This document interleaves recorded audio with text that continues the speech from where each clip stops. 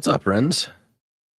It has been so long since I've done one of these streams, and sorry about that. It has been wild. Yeah, just one of those months. Let me share some links around for folks in case, because why does anybody have any reason to be paying attention? Because I haven't been showing up. So let's get where's my mouse? Hello? There it is. Completely lost my mouse there. All right, there it is. We're live. We're live. We're doing the thing. We're on YouTube. I can see a couple people showing up. Thank you all for sticking with me despite all of my my recent, we'll call it hecticness. It's been a lot. So let me get this shared here. And then I got to fix my mouse because this mouse is set up. It is currently scrolling in the opposite direction than I know.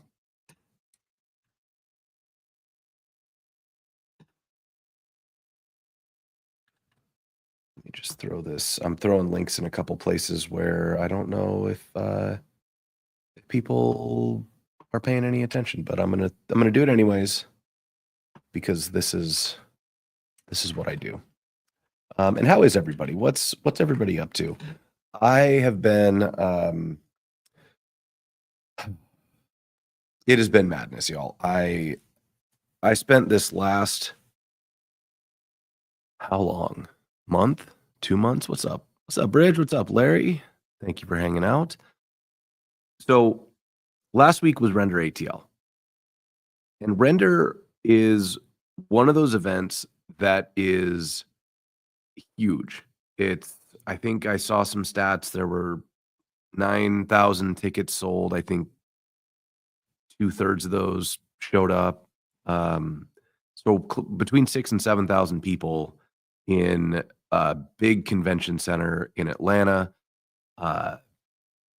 Really, really fun. Lots of cool people, and it's also just a lot. Like there are a lot of things happening all of the time. Every night there are 7 competing after parties that you can go to. Most of the after parties sell out. There are secret parties. It's more of a festival than a conference, if that makes any sense. And I have mixed feelings about that sort of thing because my favorite kind of conference has always been single day, single track, 200 to 300 people, so that everybody who's at the conference actually gets a chance to meet everybody who's at the conference, and you get a chance to talk to the speakers, and everybody's watching the same content, so you've got things to talk about. And so to go from that being my sort of default preference to something like Render, where there are 5 tracks, there are tons and tons of side events, way more people than you could ever possibly meet. It's sort of an overload. There's a lot happening there. Also, my allergies are killing me today, so forgive me for the sniffles. I have so I think like what was interesting about this event though is it was an opportunity for me to do some things that I'd never done before. And that got me thinking, which is why I titled this live stream the way I did. So let's talk about what I did, and then if at any point you've got questions you want to chime in, and I'm still I'd love to hear how y'all have been because it's been so long. Just drop them in the comments. I want to hear from you. So what we did at Render is we did a project called The Box creatively, and what it is a sort of scavenger hunt, sort of game of chance, sort of social interaction booster. And the way I was thinking about it is I feel like at any event that I've gone to, the ones where I really form new core memories or new lasting friendships have always been the ones where I managed to get involved in some way. And when I say get involved, that can mean different things, but usually it takes some form of participated in the events at the conference, which led to me meeting new people, which led to me getting close with those people, or doing something that I'd never done before, or getting introduced to something that I didn't think I would like, but it turns out it was actually fun. Um, and so, what we wanted to do with the box was incentivize people to have those interactions and create those chances to have new experiences and new core memories and all of that stuff. So the way that it worked is, well, before I talk about how it worked, I also there were a few more motivations here because in addition to the kind of extrinsic motivations where I wanted to get other people excited about things and get people thinking about what they could do and all that sort of fun stuff. The other thing that is big for me is always intrinsic motivation. And one of my interests for a really long time has been how do we make things tactile, physically interactive as well. And so I I wanted to also bring in this element of a physical device that you could touch and interact with, and it would do things, and it sort of made the experience even more fun. And so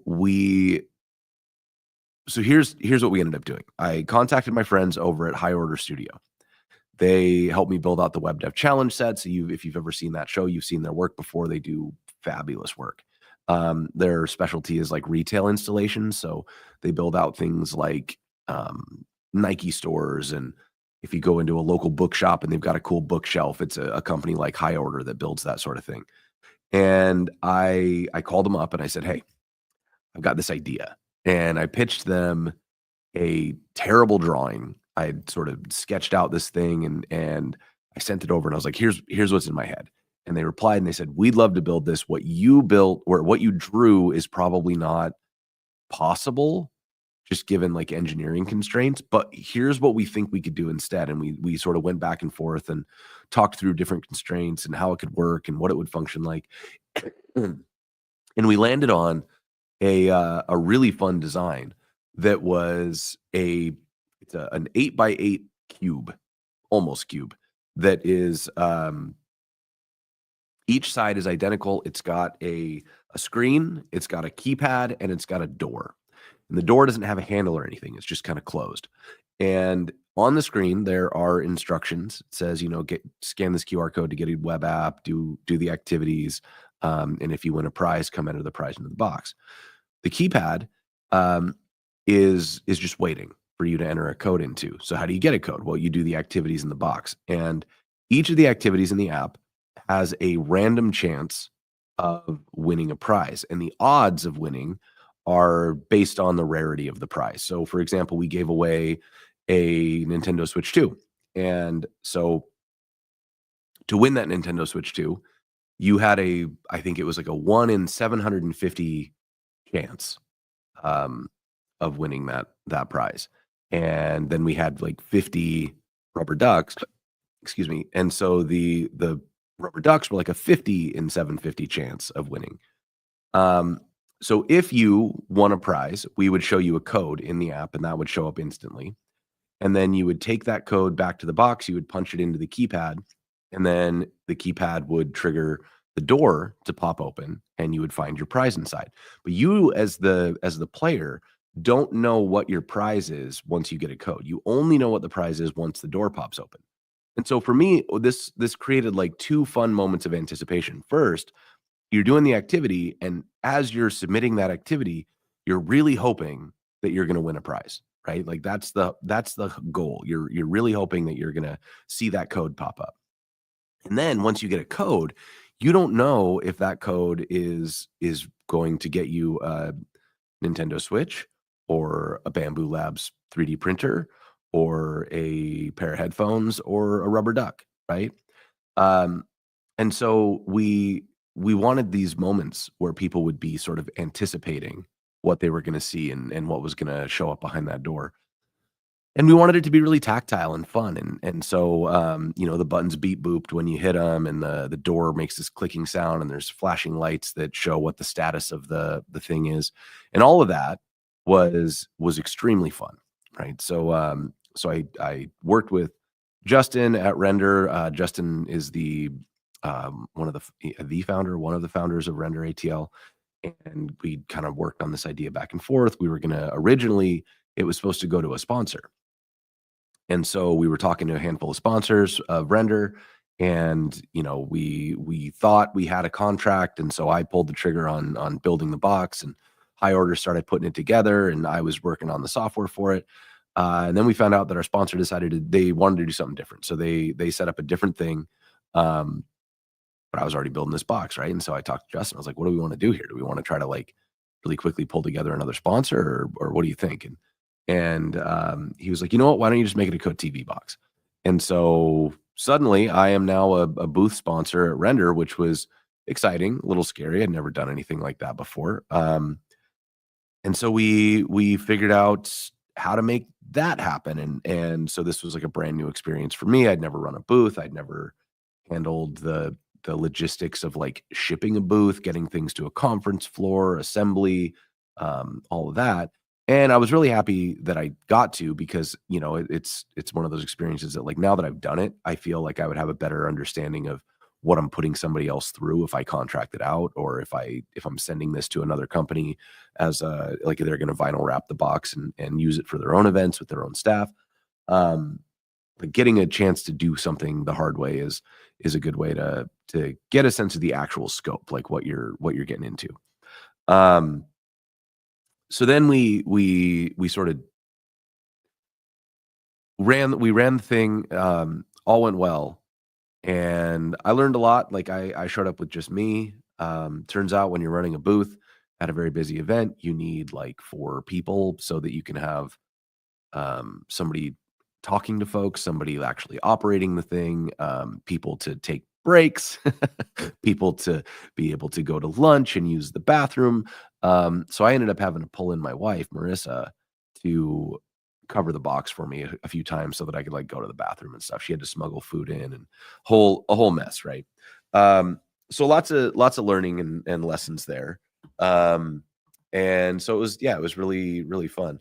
Um, yeah, it's been too long since I've been able to do one of these streams. I've been, busy. So the render thing, has sort of occupied my entire life for the last, like, 6 weeks or so.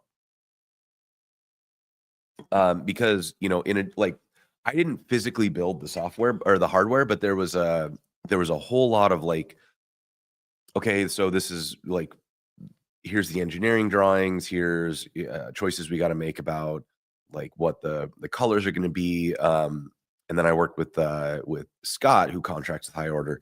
He works on children's museums exhibits, and he's the one who did all the electronics in the box. And so the way he set that up was he did, um, each side has a Raspberry Pi Pico in it, and then that's wired up to the keypads, which are like capacitive touch sensors.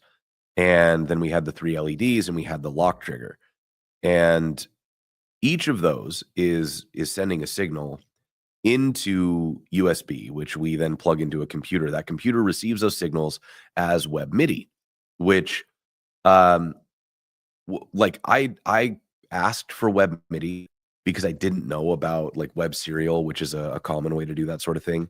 But in retrospect, I actually think it was the right call, because it handles things like reconnection, and if you give one device permission, then any MIDI device can connect to the page. And so we were plugging in 4, and it made a lot of things, like, kinda simple, that I think would have been totally fine if we'd done it with web serial, but it, like, cut a couple steps out, which on the timeline we were on, every little bit counts.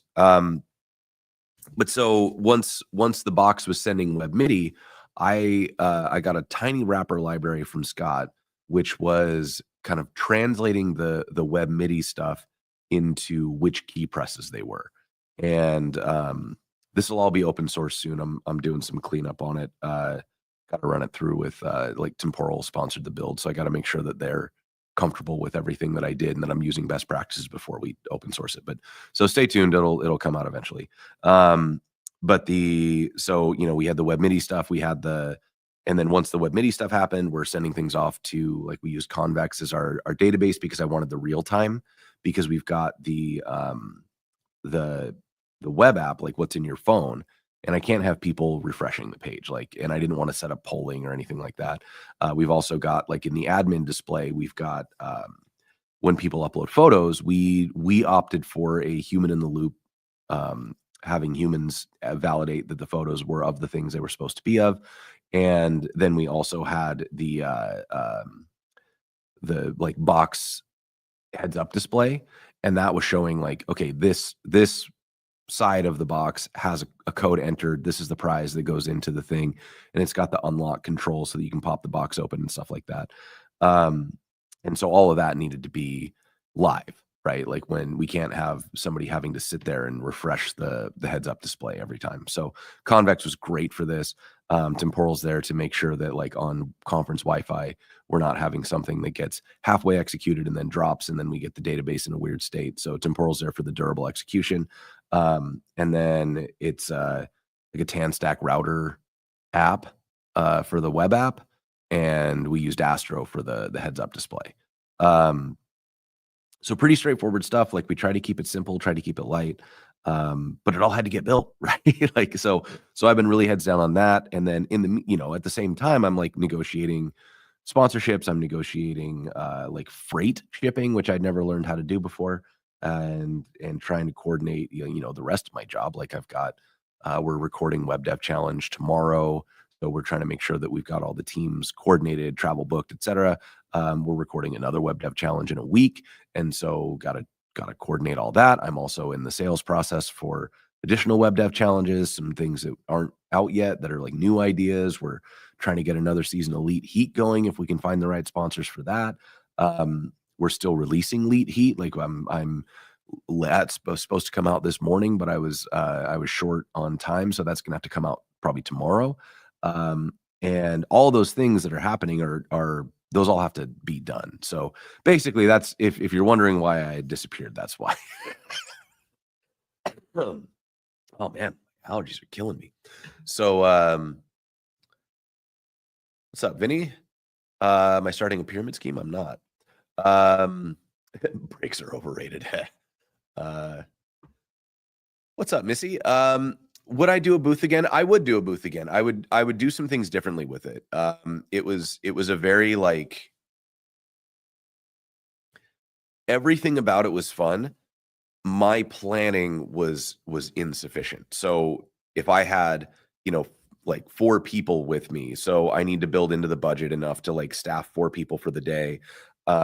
We needed to spend a little more time on the activities themselves because I spent so much time making sure the booth operated that the activities ended up being I wanted to be more creative with them, but they ended up being very practical. Like go watch the keynote, take a selfie with somebody you haven't met before, visit one of the sponsor booths, stuff like that, which is all good stuff to do. But like, had we had a little more time to explore and think about it, we probably could have done some things that would have been render specific that I think could have made it more fun. So that would be a change that I would make. The proper staffing would be a big change. And then we shipped it freight. And I never navigated like any kind of trucking anything in my career. There's never been a reason for me to think about how to put something on a truck and get it from Atlanta to Portland.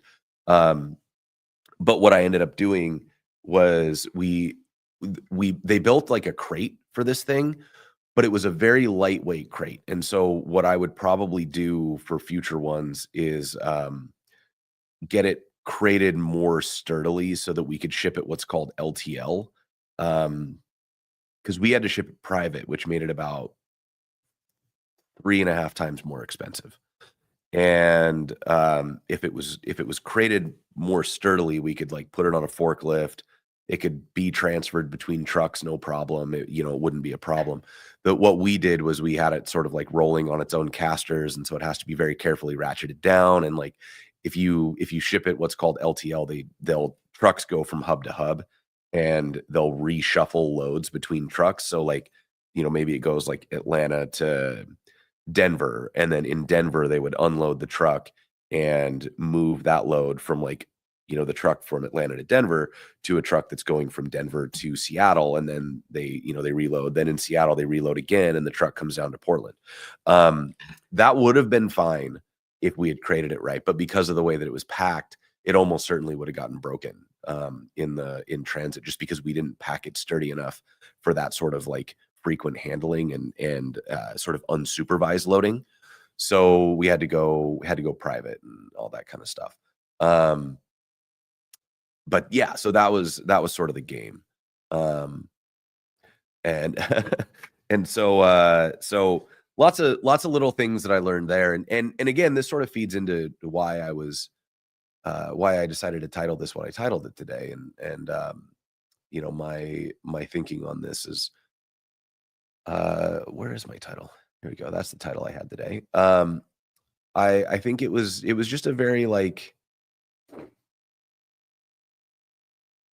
it helped me remember a lot of the reasons why I do the things that I do. And so that's got me led to some good philosophical conversations at the event. And this is one of the reasons I love conferences, is that you get to sit down with people who are in the same space as you, and then you get to talk to them about stuff that is close to what you're going through. And you'll know people who are not where you are yet, but are on their way, and people who are way past where you are right now, and who can offer some perspective and like what they went through. Um, and it's just very rare at anywhere other than an industry conference to find such a concentration of people whose skills so directly, or skills and experiences, I should say, so directly overlap. Um, and so that's a big thing. Um, Everything was fun. My planning was insufficient. Could be the Web Dev Challenge tagline. You're not wrong. Like, I think that has been just about everybody's experience of using it. Um, Tuesday stream is back. Absolutely. Isra, thank you. Yes. The box was really fun to be inside of. And I'm glad to hear that it was fun on the outside as well. Just finished your 4th year of managing a DreamCon exhibit hall. A lot of contacts with people that are regularly shipped to events. Oh, okay. All right. So yeah, Missy, maybe you and I should talk, because I could probably learn something from you. So oops. Love to help with the next iteration. Justin from Render was your alma mater's video game club president. Oh, that's so funny. I love like, this world is so big and so small at the same time, right? Like, there's people everywhere, people doing so much interesting stuff. Um, but it's the 7 degrees of Kevin Bacon or whatever. Like, you start feeling around this industry and you realize that just everybody knows everybody. Like, um, and so again, kind of points at the philosophy of everything.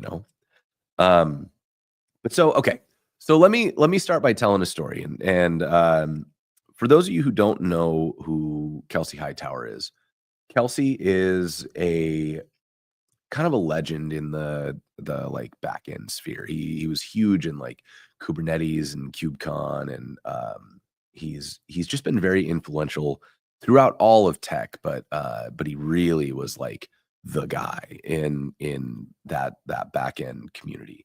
But more than that, I think Kelsey has sort of emerged as somebody that we can all really like look up to as like an example of somebody who's got their head on straight and who thinks about things in a way that is very, I don't know, well-rounded and feels healthy. And when you talk to Kelsey, you just feel like, yeah, this is somebody who gets it. Um, I got to see him give a keynote at Render last year where he sort of told his origin story, and it's to this day one of the best presentations I've ever seen. He's always had a pretty like unconventional style of presenting. He doesn't do a lot of slides. He does do something else. Like, he comes up with a fun visual aid that's not a slide. And so in the Render keynote that I saw, he used Google Maps as his visual aid, and he told the story of the neighborhood he grew up in. And as he's talking, we're walking on Google Street View through the neighborhood that he grew up in, right? Just really cool, really fun ways of coming up with these things. But I bring him up because we went out to dinner, and I'm sitting at a table at dinner, and we've got a collection of people. It was people that you've definitely heard of from the web dev community, and it was people that maybe you haven't, all sitting around this table.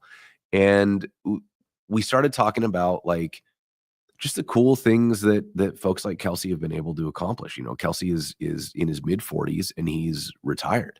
He worked at Google. He made fantastic money, and he was able to put enough away that he just doesn't have to work anymore. And so now everything he's doing is because he enjoys doing it. And it's he's on like boards, and he's doing some venture capital, and he's doing the speaking circuit. And, he's just kind of living his best life, all the stuff that he likes to do. And he seems really happy, right? And so I always love a chance to sit down and talk with Kelsey. But so somebody asked him, they said, "Ho how did you, like, get to be how did you know it was gonna work? How did you know it was gonna be okay?" And it was so interesting to have this conversation, because what we got into was this big conversation about where does the confidence to trust yourself to do something that maybe seems counterintuitive come from? Um, and we didn't come up with any good answers. We just came up with stories. And I'll let Kelsey tell his own stories, because he's much better at it than I am. But as we were going around this table, I was kind of thinking about my own situation, and the fact that my career doesn't make any sense, and my career is just this wandering weird story of careening from wannabe rock star um, to agency to big tech to startups to all these different things, and along the way changing from being um, a WordPress dev to a front end architect to a React dev to a back end dev to a whatever the hell it is I do now, right? Um, and so all of those things are sort of connected to the only common thread I can find in my entire career is that sometime during my like late teens, early 20s, I had made enough of a chain of success or something. Like I'd tried enough things that I just sort of had this innate confidence that like it wouldn't be the last thing I ever tried.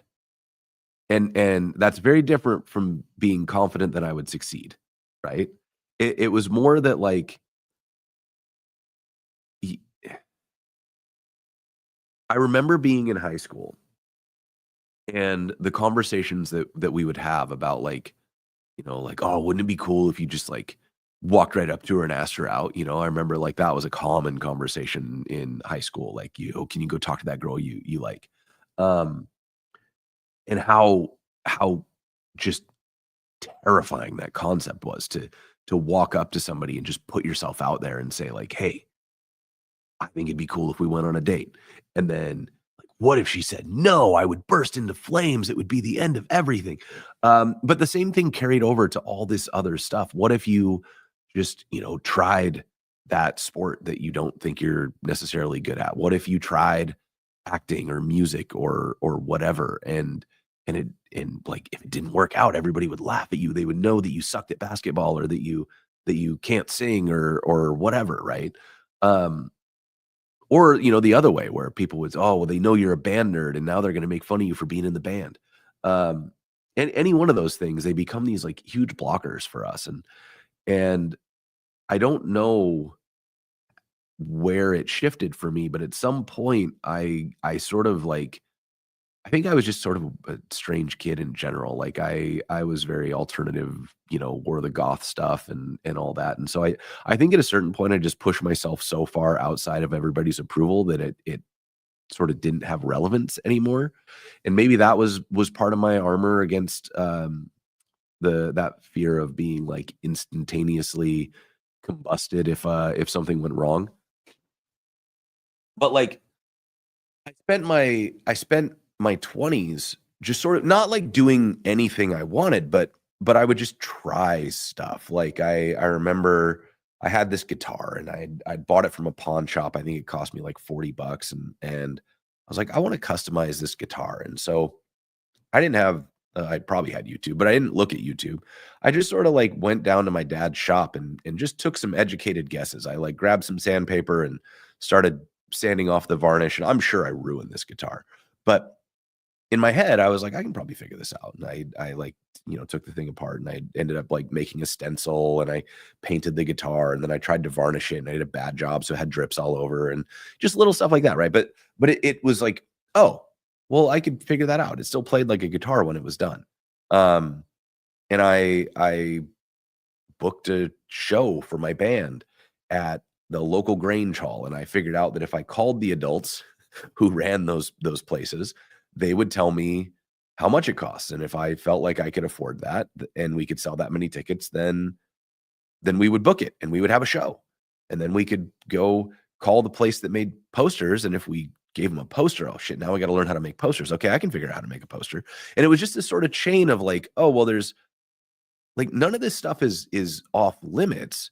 You just have to figure out how it works. And it's not necessarily gonna be good, but you can make sure that it gets done.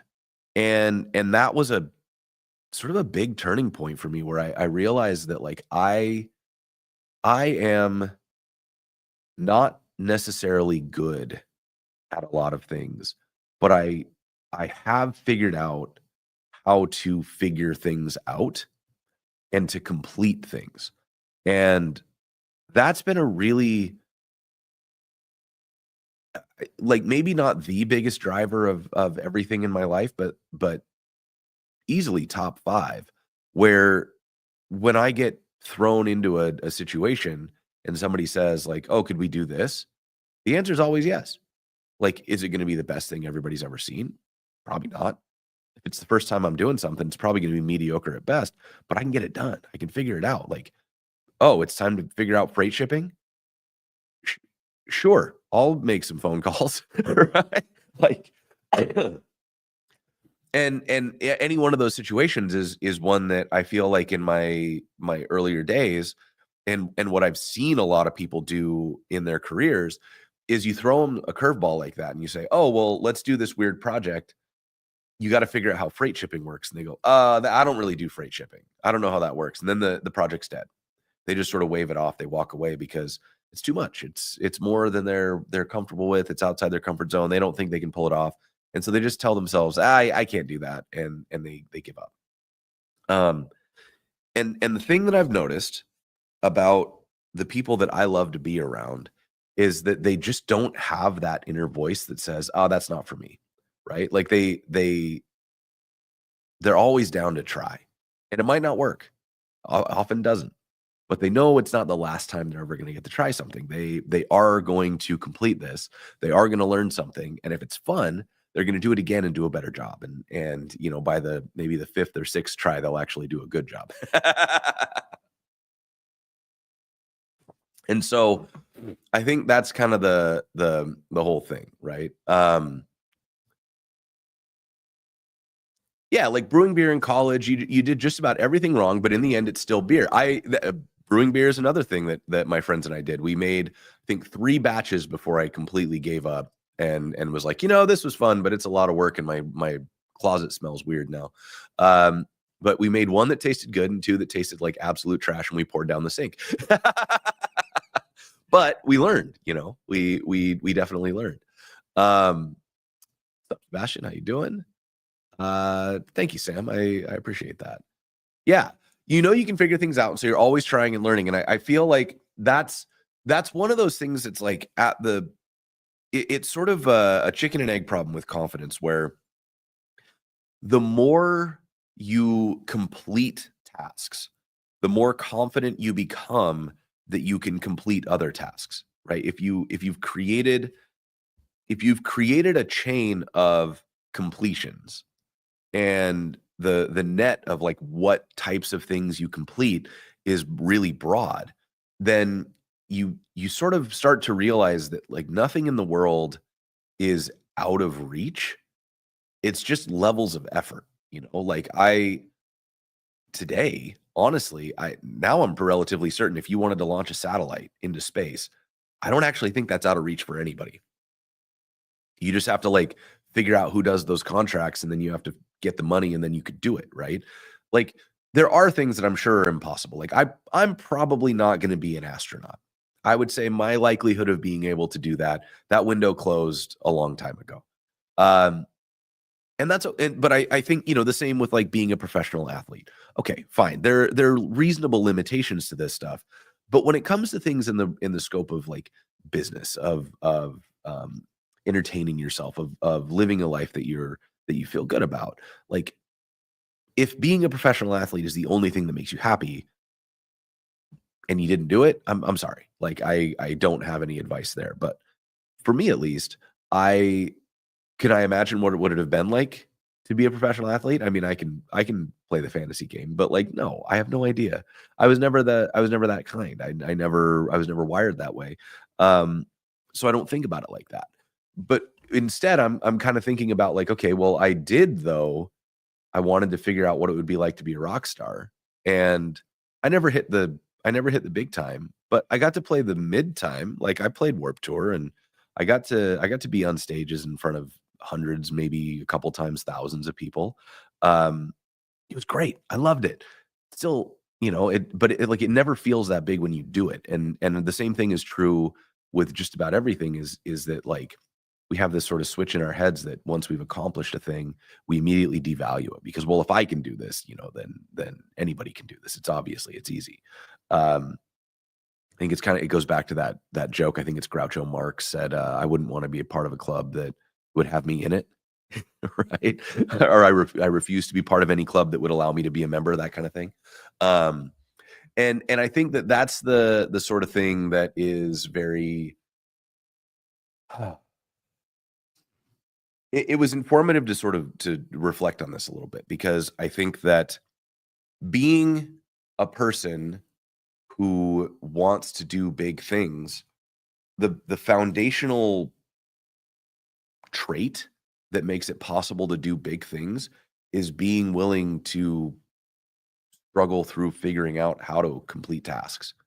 Because any big thing is made out of 500 little tasks, and most of them suck.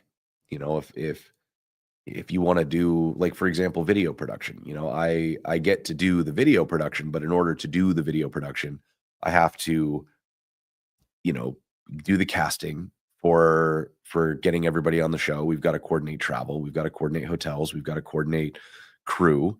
You have to make a call sheet so that the crew knows what's going on. You got to actually sit down and, like, plan minute by minute what your day looks like. You got to work with the sponsors. You got to do contracts. You got to do the feedback rounds. You got to coordinate on the challenge. You got to create documents. You got to email everybody.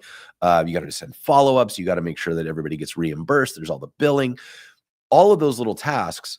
Any one of them could seem like the deal breaker. Like, well, I'm not an accountant. I'm not going to do that. I'm not a travel agent. I'm not going to figure out how to do that. But if you really want to do the thing, yeah, you are. You're an accountant. You're a travel agent. Sit down, figure it out. Google it if you don't know how it works. Go find a template for a call sheet so that you can figure out what the hell you're supposed to do.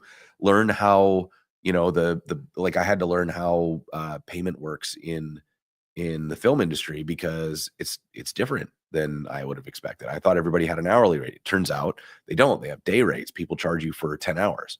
You can do half days or full days. That's like the standard is people people would quote me their rates and they'd be like, "Oh yeah, I'm like 750/10." And that's what they'd write in the text message. And I was like, "The hell does that mean?"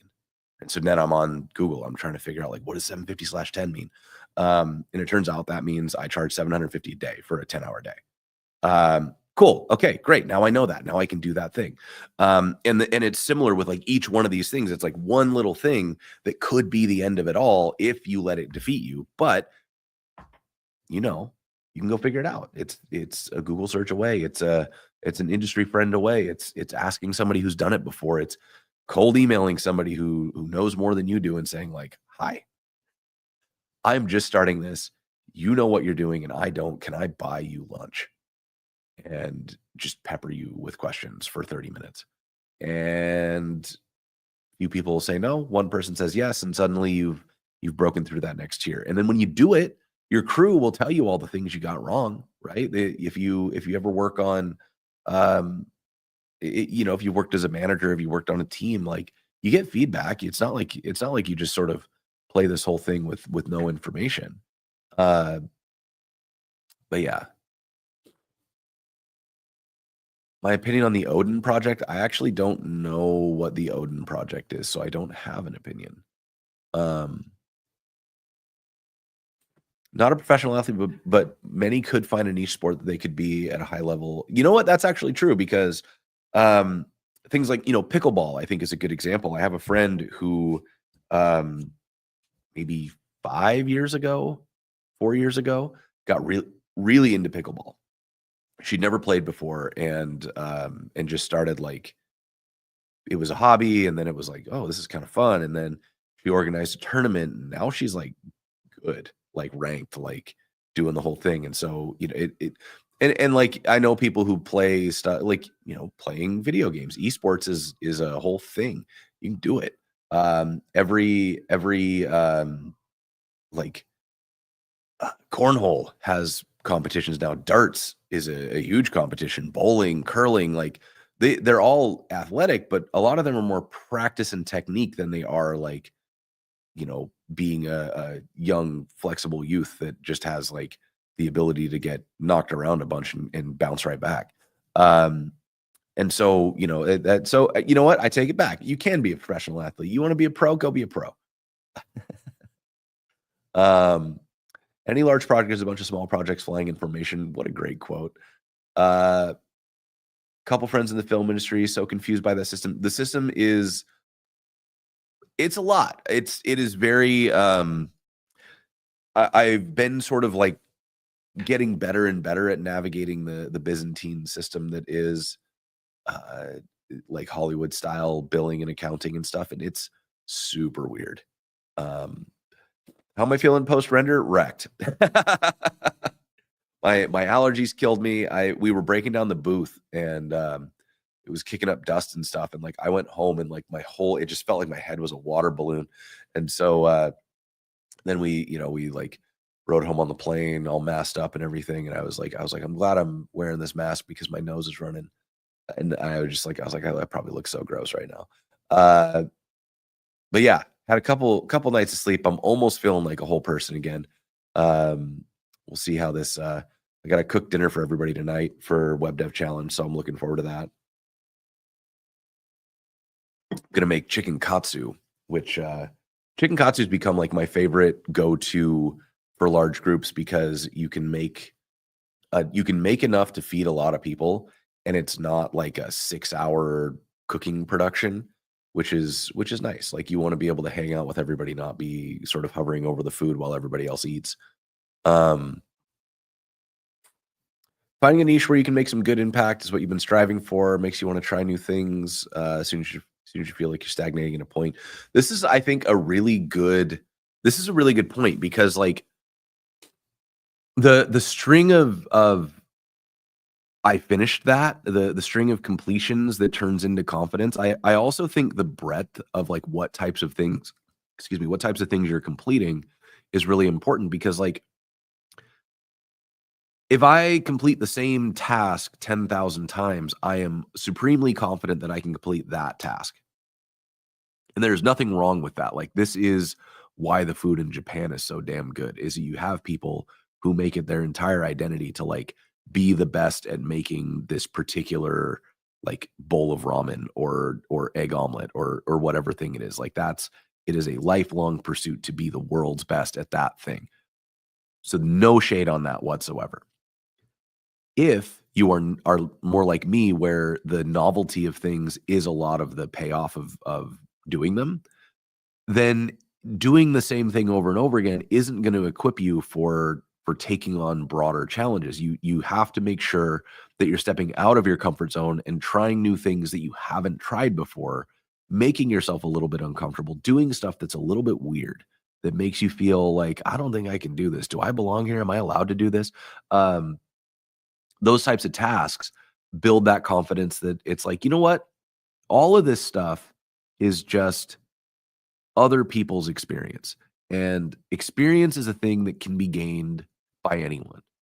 So if the only thing standing between me and running a Hollywood film set is experience, well, then great. Let's start getting that experience so that I can start moving toward being able to do the things that I need to do to perform that job well. Similarly with like DevRel, I didn't choose DevRel. I was working as a front end architect, and internally, teams were asking questions, and so I started holding brown bag lunches where we would go over stuff, and I realized it was kind of fun, and I was like, "Oh, let's do more of this," and then when I left IBM, I was like, "What if I taught, like, people who didn't work for the company?" And so I started doing external facing DevRel, and it was great. I loved it. Um, Similarly with video, like I was doing DevRel and I wanted to scale it, and I figured if I made video, that's an asset that can be watched by anyone at any time and it's still valuable, as opposed to, conference talks which tend to age out pretty quick, or webinars, et cetera, that are a little like, "Ah, I don't want to put in my email to watch a recorded video of a Zoom call." Like, I was like, okay, well, let's see what we can do here. And so I started getting into video, and then that opened up new doors. And I was like, what if I could do it like this? What if I could do it like that? How does lighting work? How does, all this stuff? And so here I am. All because at any given point, I'm usually looking at something and saying, what if I did it like that? Right? Like talking with my friends, saying like, oh yeah, here's this idea I had. And they say, oh, what if you did it like this? And I'm like, what if we did it like that? And then everybody stops laughing because they know I'm gonna go do something silly. Um, but yeah, I think like the willingness to go like keep pushing and keep trying stuff. To me, it's a very virtuous cycle. Like I truly believe that so much of my own success can be attributed to the fact that I just have a lot of weird overlapping experience, and that the overlappingness of that experience has caused me to be pretty well-rounded. You can drop me into a lot of situations and I'm more or less self-sufficient. Again, not going to be the best in the world at these things, but if you need something to get done, I can get it done. And it's because I've found myself in all sorts of weird situations, because when people throw me a challenge, I don't hand it off. I'm like, yeah, I'll figure this out. Like like doing the freight shipping, right? I probably could have called somebody and said, "Hey, how much would it cost for me to have you make this problem go away?" And they could have quoted me any number. I would have had no idea how much time or work or anything it was. And I would have just paid it, and I would have gained no new experience, and like sometimes that's okay. Um but other times, like, I've done it once now. I know how much work it was to set up freight shipping, and if I go and try to delegate this task, I'm gonna be able to do a slightly better job of doing it, because I at least sort of understand what's going on, you know? Like, I couldn't run it myself. I would never pretend to be an expert, but I have at least gone through the motions once, and now I sort of know what people are trying to do, and if somebody were to contract for me and something happened and they weren't able to finish the contract, I can bail myself out. I can go do it on my own, right? So, the breadth of experience, I also think, makes it easier to delegate, because you don't feel the urge to micromanage, but you also get um a hint of like when things are going sideways, because you've seen the process before. You have the ability to sort of intervene early on if something is going weird. Give me 1 second.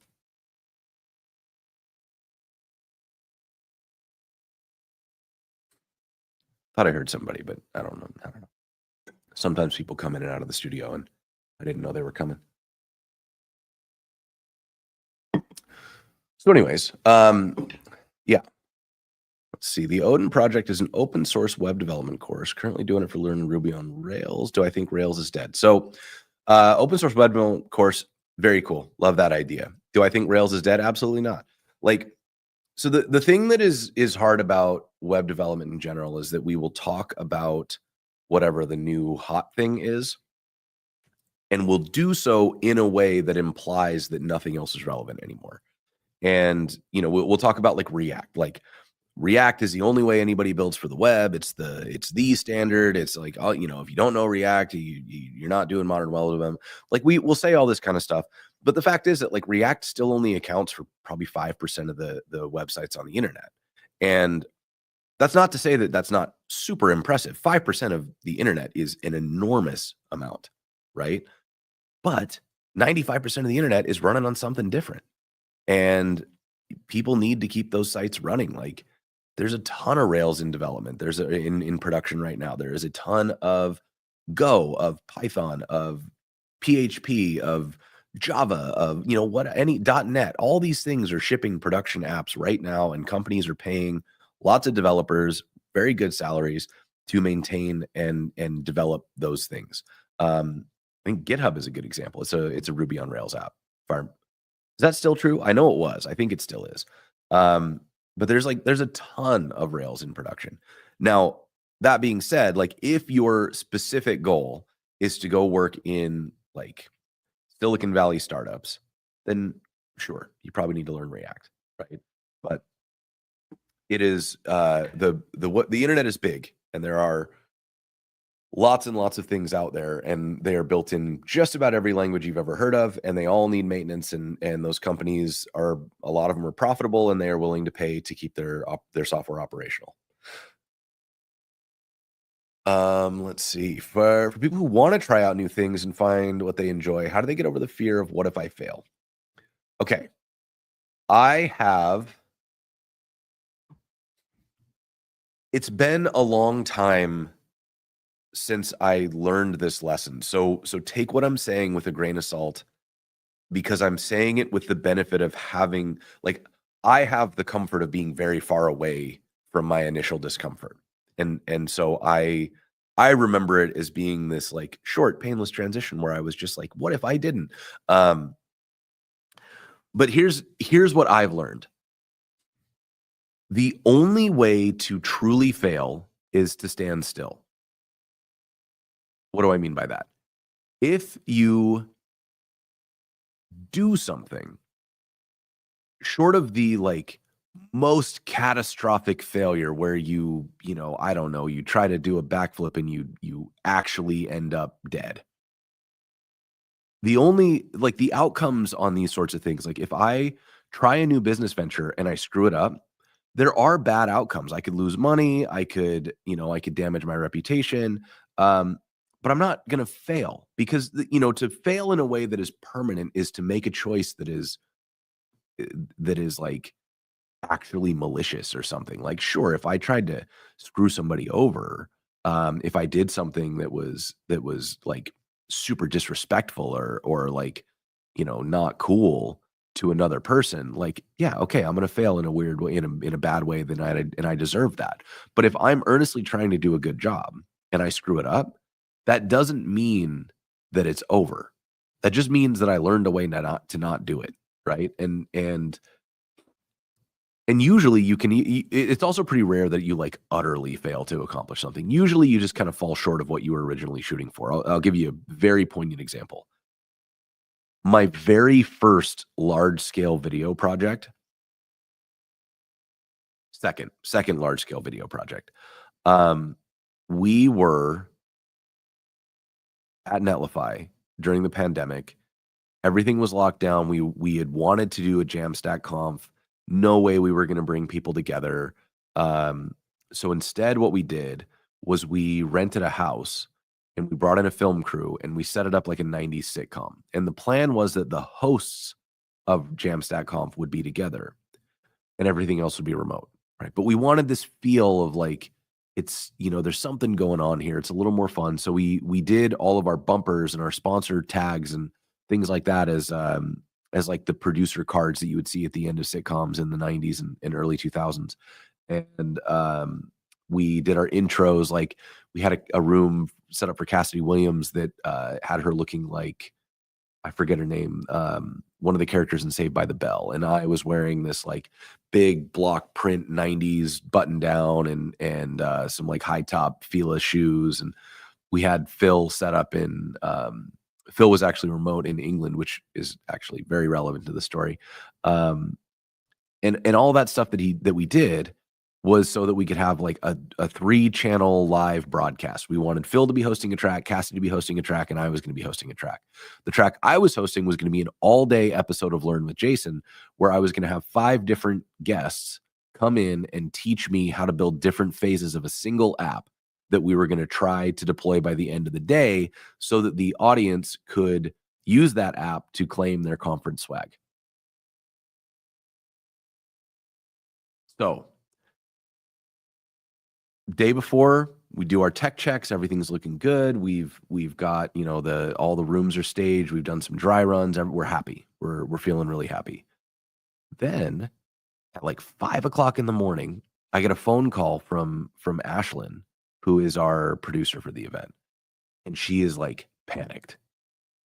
And it turns out a bird had flown into the transformer in the neighborhood where we rented this house.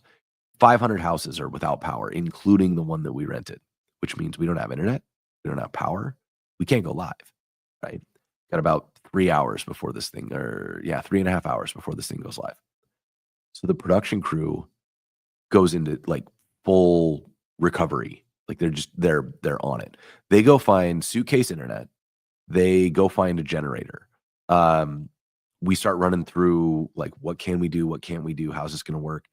And we determined that my track is not feasible on Suitcase Wi-Fi. We can't do an all-day live stream on Suitcase Wi-Fi. So we cut my track. The conference is no longer a 3-track conference. It is a 2-track conference.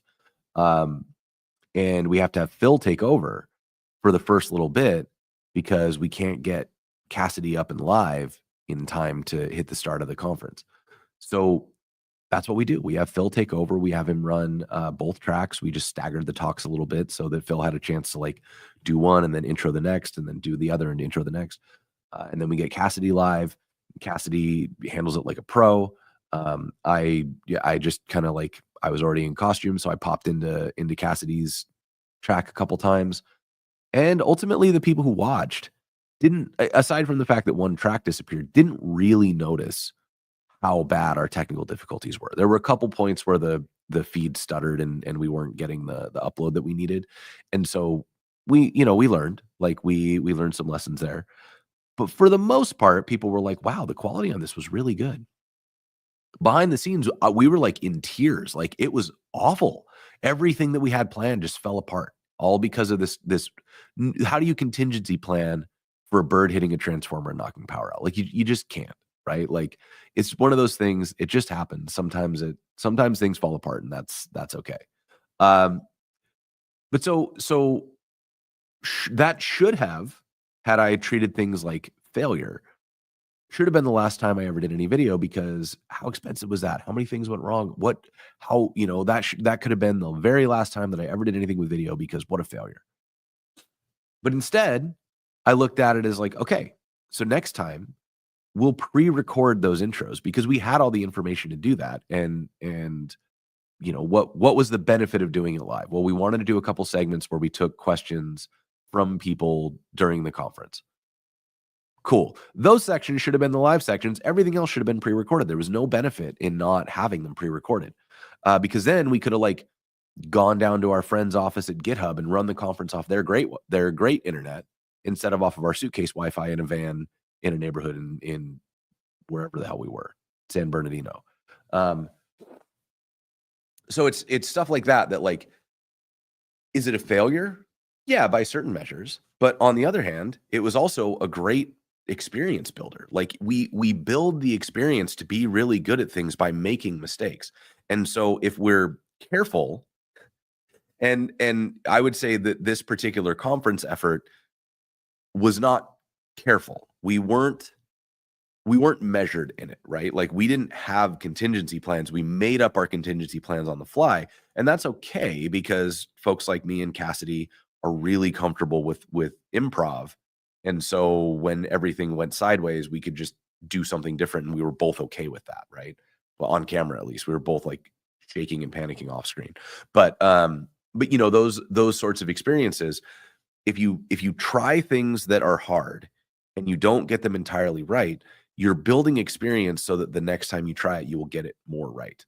And that, I think, is a critical part of building the skill. Like if you want to find out how you enjoy something, figure out if you liked doing it enough that even when you screw it up, you still want to do it again, right? Like I think that's a big thing. If you make a loaf of bread and it comes out and it's bad, what's your first instinct, right? And if your first instinct is, I can figure this out, I'm going to make another one, and you're like immediately excited to get more flour and water and like make more dough, and you're going to figure it out this time, then you probably enjoyed baking enough to keep going. But if you get done and you're like, every part of that was terrible. I hated making the dough. I hated being sticky. I hated cleaning up, and the bread sucked. Then, I mean, do you really have an incentive to keep trying to bake if you just didn't enjoy any part of that process? But again, this is how we learn. Like I tend to encourage people to try things at least a few times, because you're going to get it wrong the first few times. The first time you pick up a guitar, you're not making music. You're not playing something that you're going to be like, "Wow, I really enjoy playing this. It's so relaxing." You're like staring at six strings and a bunch of frets, and you don't quite know how any of them work, but you kind of sound it out. And if somebody tells you where to put your fingers, you can make it kind of make the right noise. You can't strum in a good pattern. You can't like separate your fingers on your left hand from your right hand, and you can't really get your brain to think about the strumming patterns and the notes and the finger movements all at the same time. It's not going to happen, right? So you're doing this thing that is very unnatural to you, and that doesn't feel comfortable. And if you were to try that once, you'd look at it and think, that felt pretty unnatural. I don't think that's for me. If you give it a few more rounds, you'll start to feel like, oh, wait, okay, so I remember how to do this. And then you can play one song. And if you can play one song and you like playing that one song, then maybe that's enough of an incentive to learn two songs. And if you like playing two songs, like, hey, why not learn a few more and see how it feels? And it turns out you actually love playing guitar. You were just uncomfortable at first, right? Um, I think that this is something that's really challenging, is drawing the line between like, am I doing this because, like, do I not like this right now because it's uncomfortable and I'm learning? Or do I not like this because it's actually not enjoyable? Because I do think there's a huge difference between baseline learning and the experience of doing a thing. If like learning a language, I think is a good example. Like the first bit of learning a language is terrible. You're like doing alphabet memorization and phonetics memorization and stuff that you kind of pick up naturally if you learn it as a kid. But I remember trying to learn Japanese, and it was just me and my wife doing flashcards to each other to try to remember all the symbols from hiragana and katakana and what sounds they made. And it was boring. We didn't like it at all. And the only reason we stuck with it is because we were in Japan at the time, and a lot of the menus didn't have English translation. So we were like, okay, if we want to be able to know what we're about to eat, we have to learn this. So we had the forcing function of it. But then this cool thing happened. We fought through the really terrible, boring mechanics of like learning the letters and what sounds they made. And then we walked outside and we read our first sign in Japanese. And it was like magic.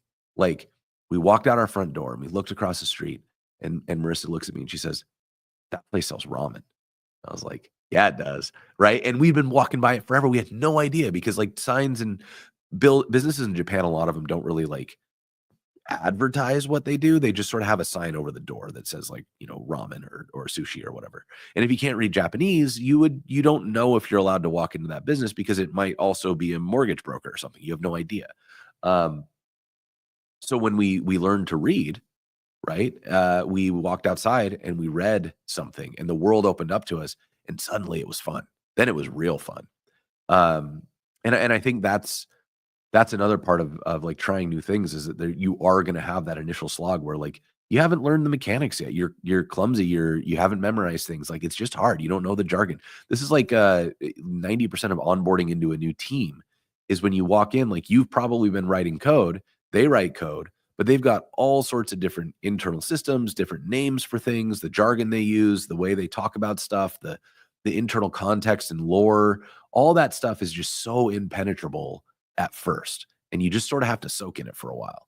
And once you get through that boring part where you're memorizing what the vocabulary is, or what the symbolism is, or where things are stored, or what the hierarchy and architecture of a thing is, suddenly you're using a different part of your brain. And I think that's, if you can fight through to where you're using the different part of your brain, and you're actually doing the activity as opposed to learning how to do the activity, then I think you can start to get a better sense of whether or not you enjoy it. But as far as like the failure part goes, I think it just requires giving yourself permission to fail and saying, yes, of course I'm going to. Nobody gets a backflip on their first try, right? You have to get it wrong probably a bunch of times. But the process of learning is what makes you good at things. Like that is building experience. So you have to fail in order to do it right. And I think that's the, look, I need a sauna, dude. I need a sauna so bad. Um, yeah, chicken katsu is the best. My recipe for chicken katsu is one that, you know what? I'm gonna look it up right now. Let's see. Because I have to get it out anyways.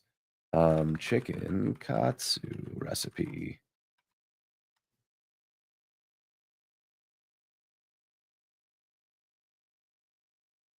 Is it the kitchen one?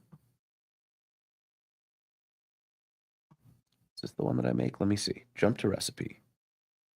Should I share my screen while I'm doing this? Probably. Share screen. Uh-oh. Don't make me restart my browser. Damn. I might not be able to screen record this time because it's going to make me quit the screen to do it. Allow screen recording. Shoot. Yeah, I'm not going to be able to share my screen. Okay, let me, 2 large eggs. Sorry, no, this is not the one. So I'm just going to talk through it instead, and then I'll share a link once I find it. Let's see. Jump to recipe. Garlic powder, rice flour, large eggs, panko.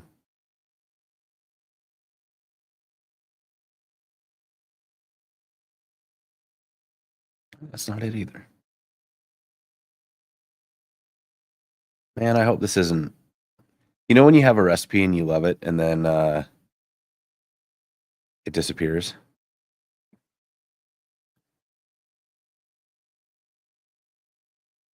Half-inch thickness, panko.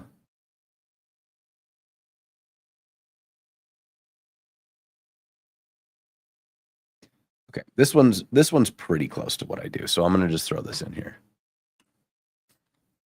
But this, so what I love about it is that it's nice and simple, and it is, you know, the trick really is just making sure that you get the thickness pretty similar on all of the chicken. So I buy the boneless, skinless thighs, and then I lay it out on I've got my cutting board for meat, and I cover that in a sheet of plastic wrap.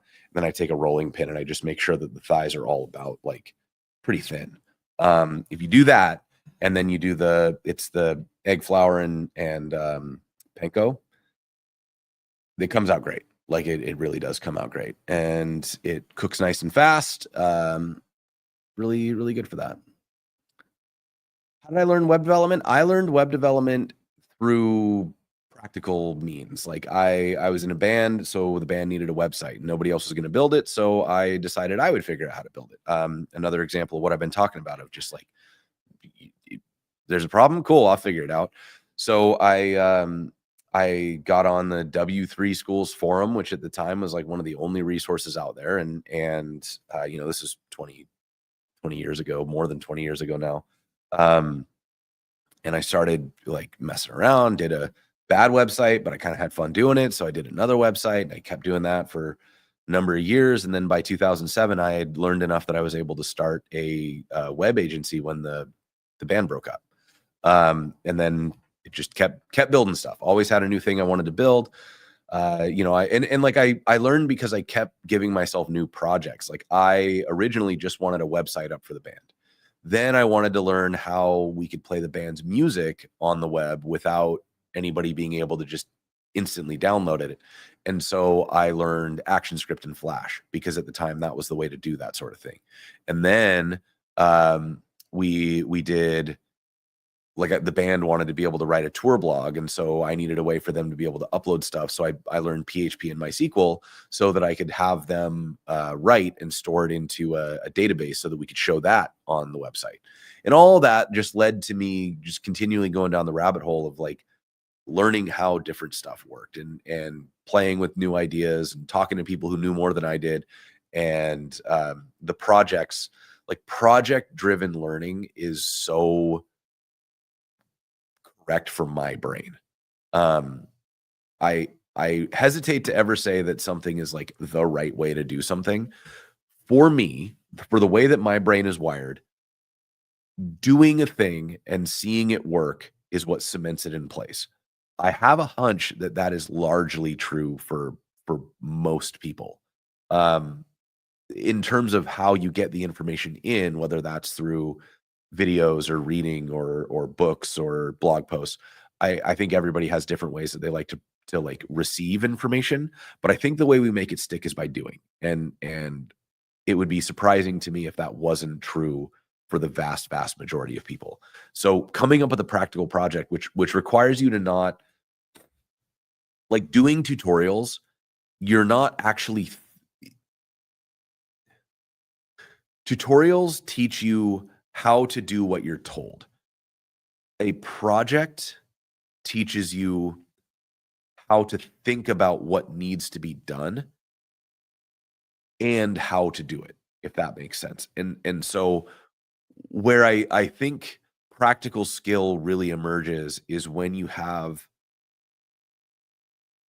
wh- when you have an idea and you have to do the work of like translating that idea from an abstract thing in your head into a list of steps, and that list of steps into technical requirements, and that technical requirement doc into working code. That's the skill, right? And that's sort of where you become really well rounded as an engineer, is because then you don't necessarily need somebody to deliver you like a ticket.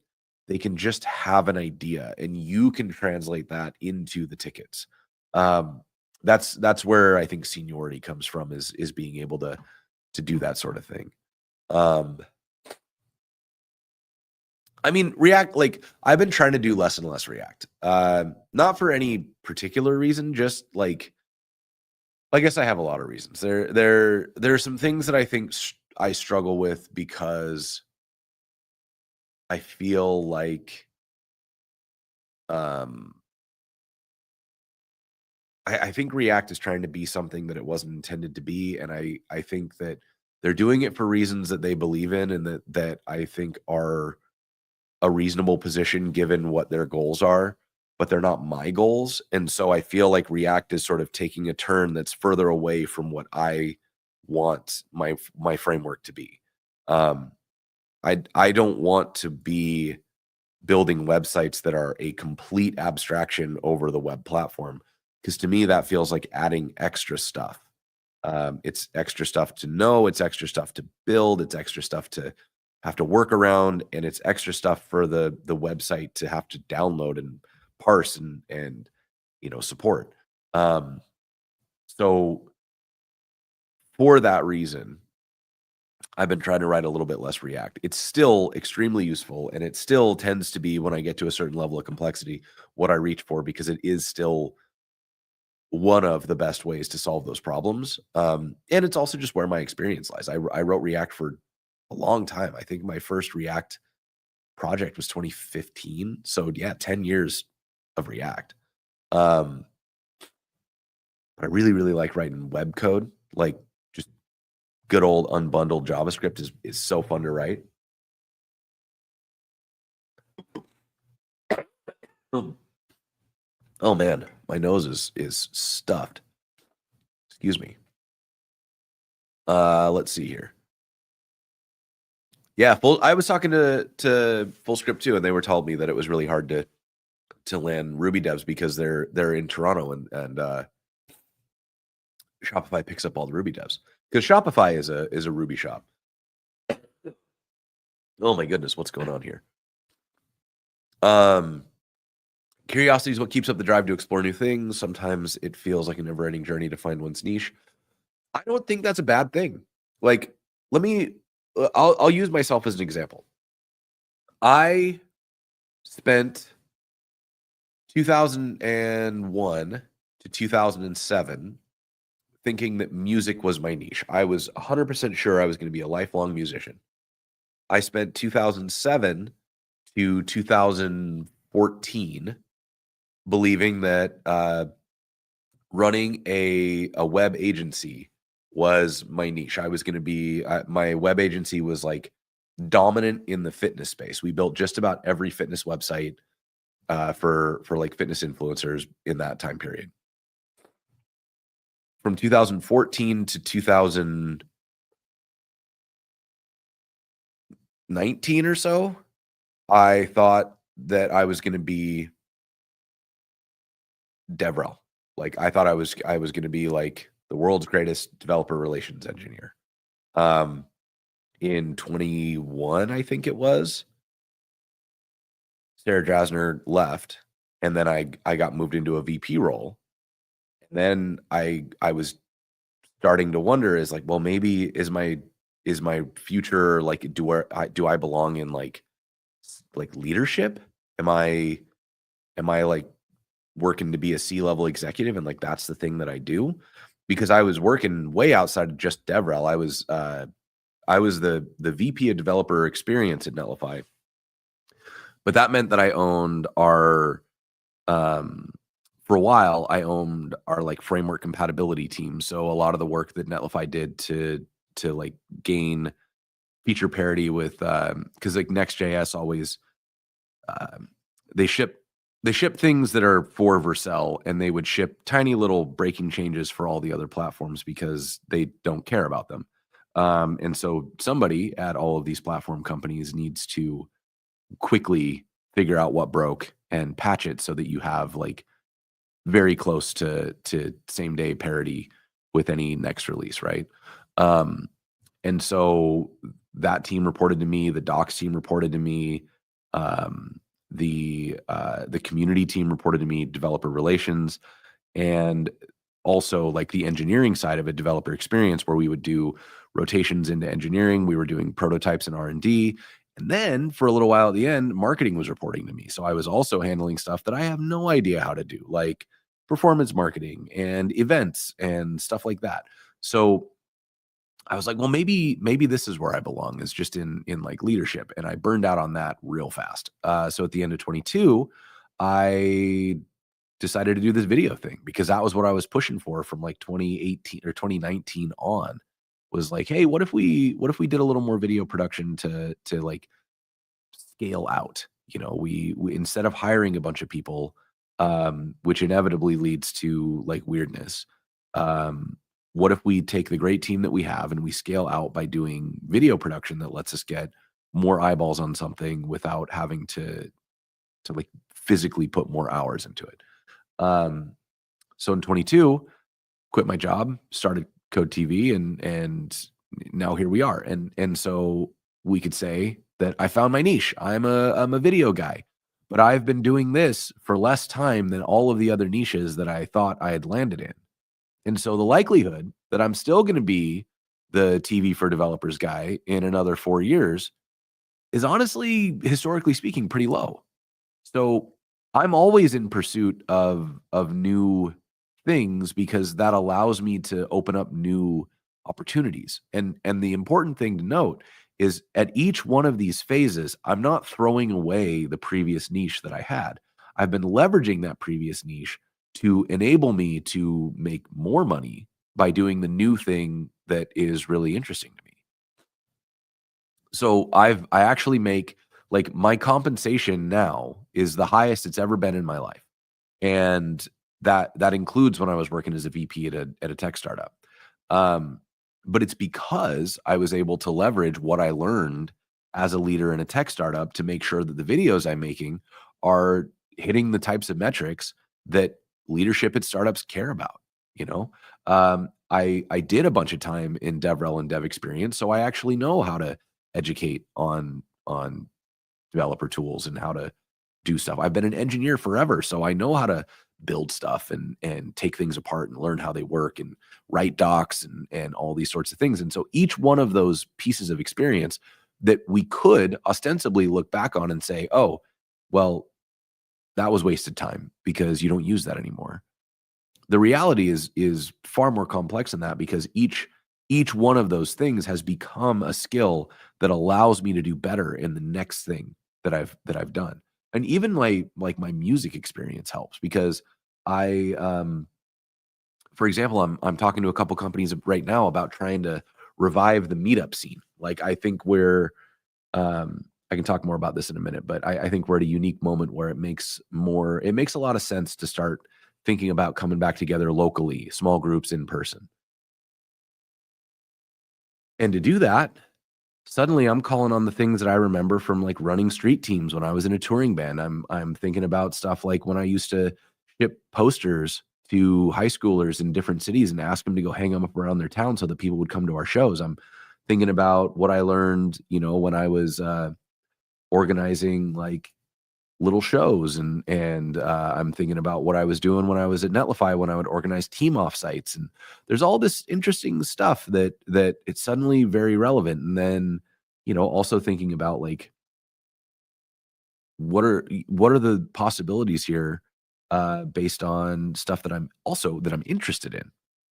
And now that I'm thinking about like the box kind of have my new thing that I'm thinking about a lot of is how do we make this stuff more interactive, more playful? Like, can we make some of these experiences tactile when we spend so much of our lives on computers and touching interfaces that don't have any buttons? They don't give. There's a little bit of haptic feedback, but like we don't get like feedback from these. It's not like an arcade machine where you get like the button pops and clicks, and it's not like, operating something else where you pull a crank or turn a wheel or something, that you don't get that like feedback. And I actually think we can do that. I think we can bring that back. So I'm starting to explore like, well, okay, maybe if I'm going to be doing more of these local events, maybe there's some tactile experiences that we can bring into that. I would love to do that. I think that would be so much fun.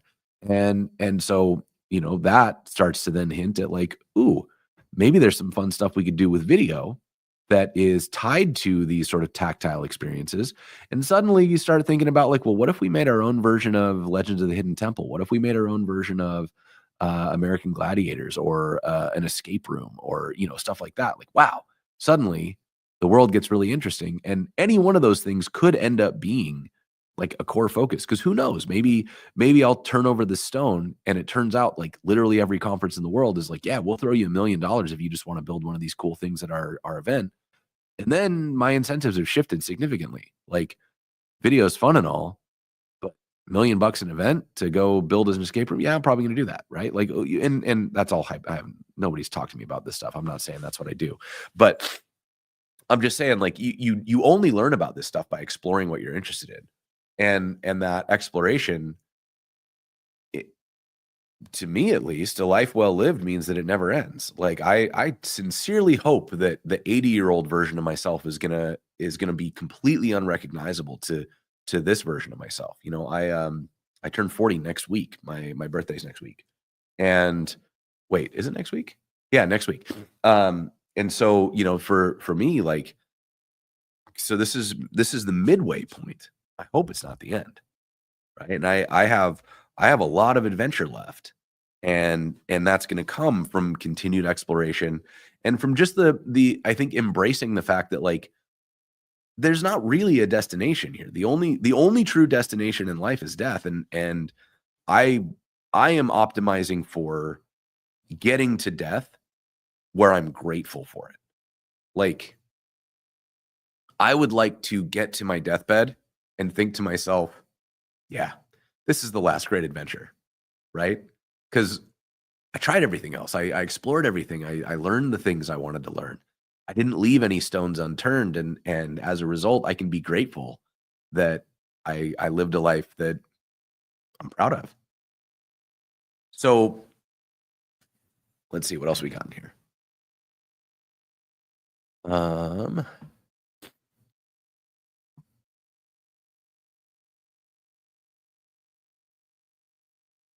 why am I bald? Why do I have tattoos? And do I have a gas mask? I'm bald because nature made me that way. Why do I have tattoos? Because I dig them, and I don't have a gas mask. Weird question. I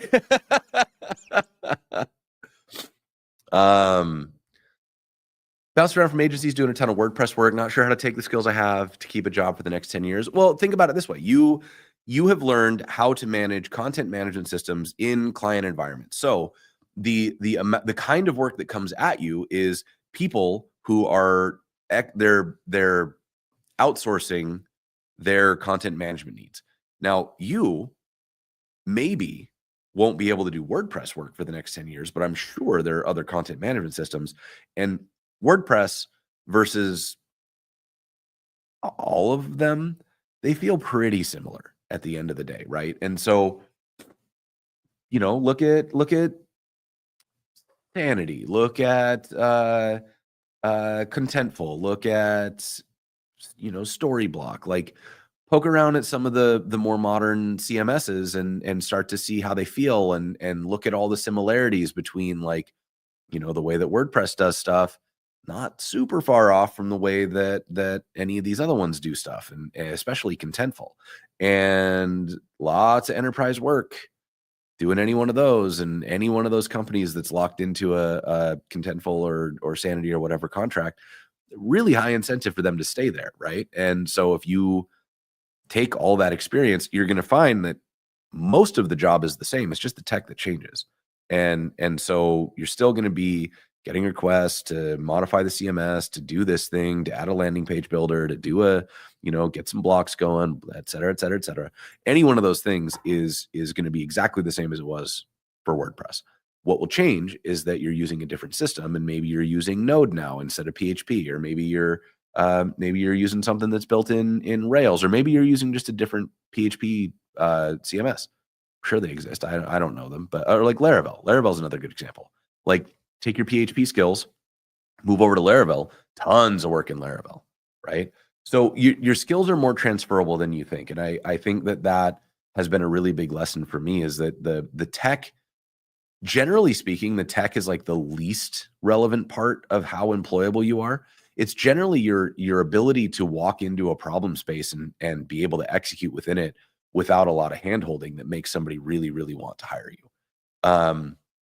It's kind of maybe a hot take. I don't think it's a hot take. Shiny object syndrome, keep chasing new tech, leads to shallow skills. Um, okay.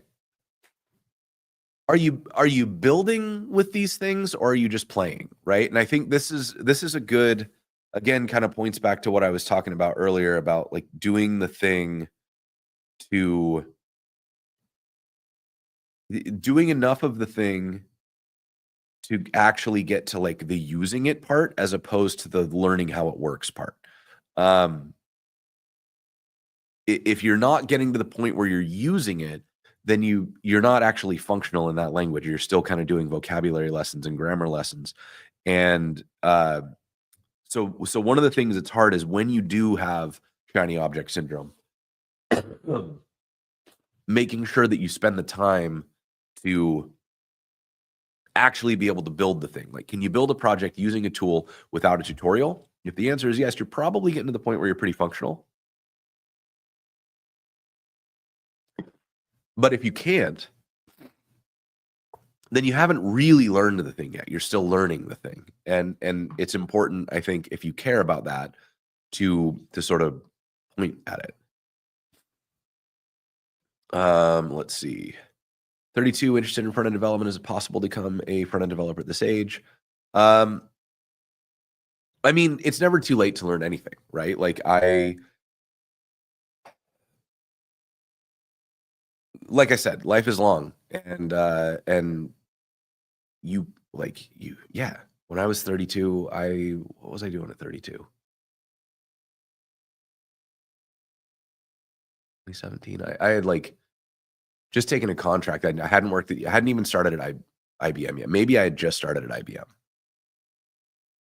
And like when I started at IBM, that was the start of a whole new life for me. I'd never done anything like that before. Um, and so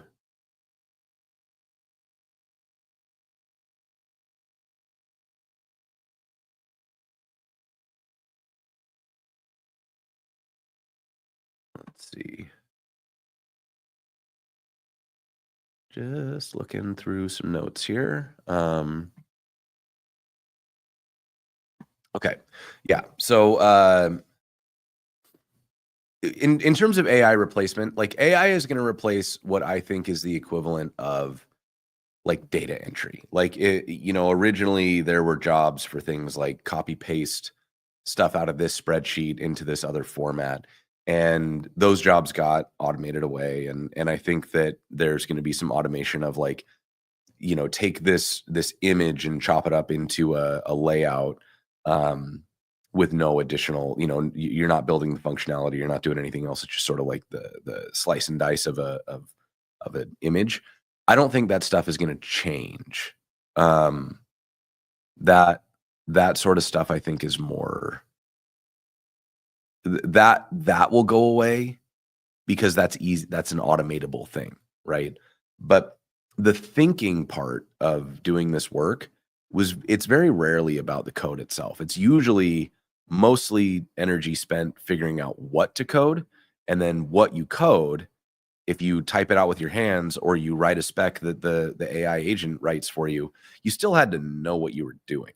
Like the vibe coding works in prototyping, which is why I think that there are some risks to jobs, like the need for somebody to call a web developer for a small project to like see if they can get a landing page put together. I think those days might be coming to a close because it's really, really easy for people to do that now.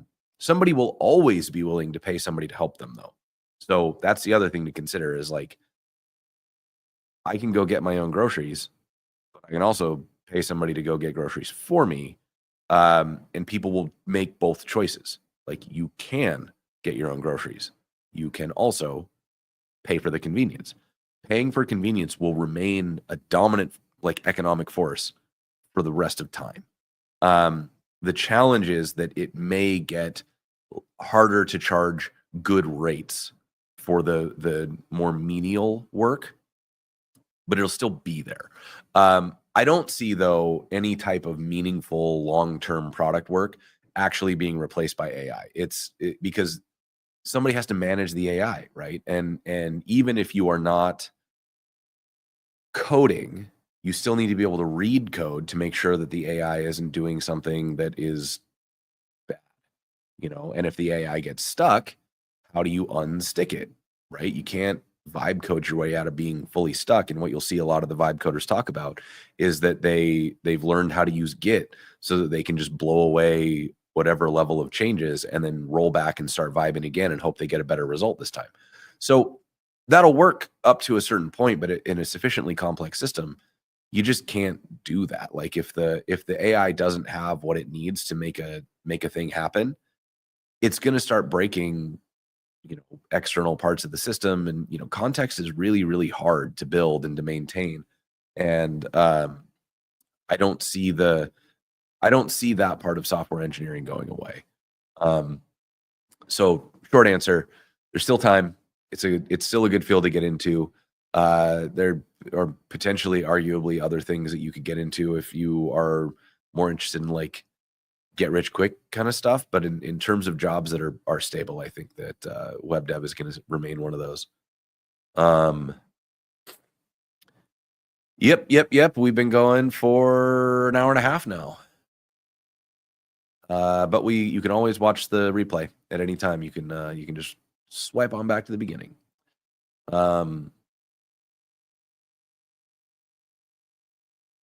Let's see.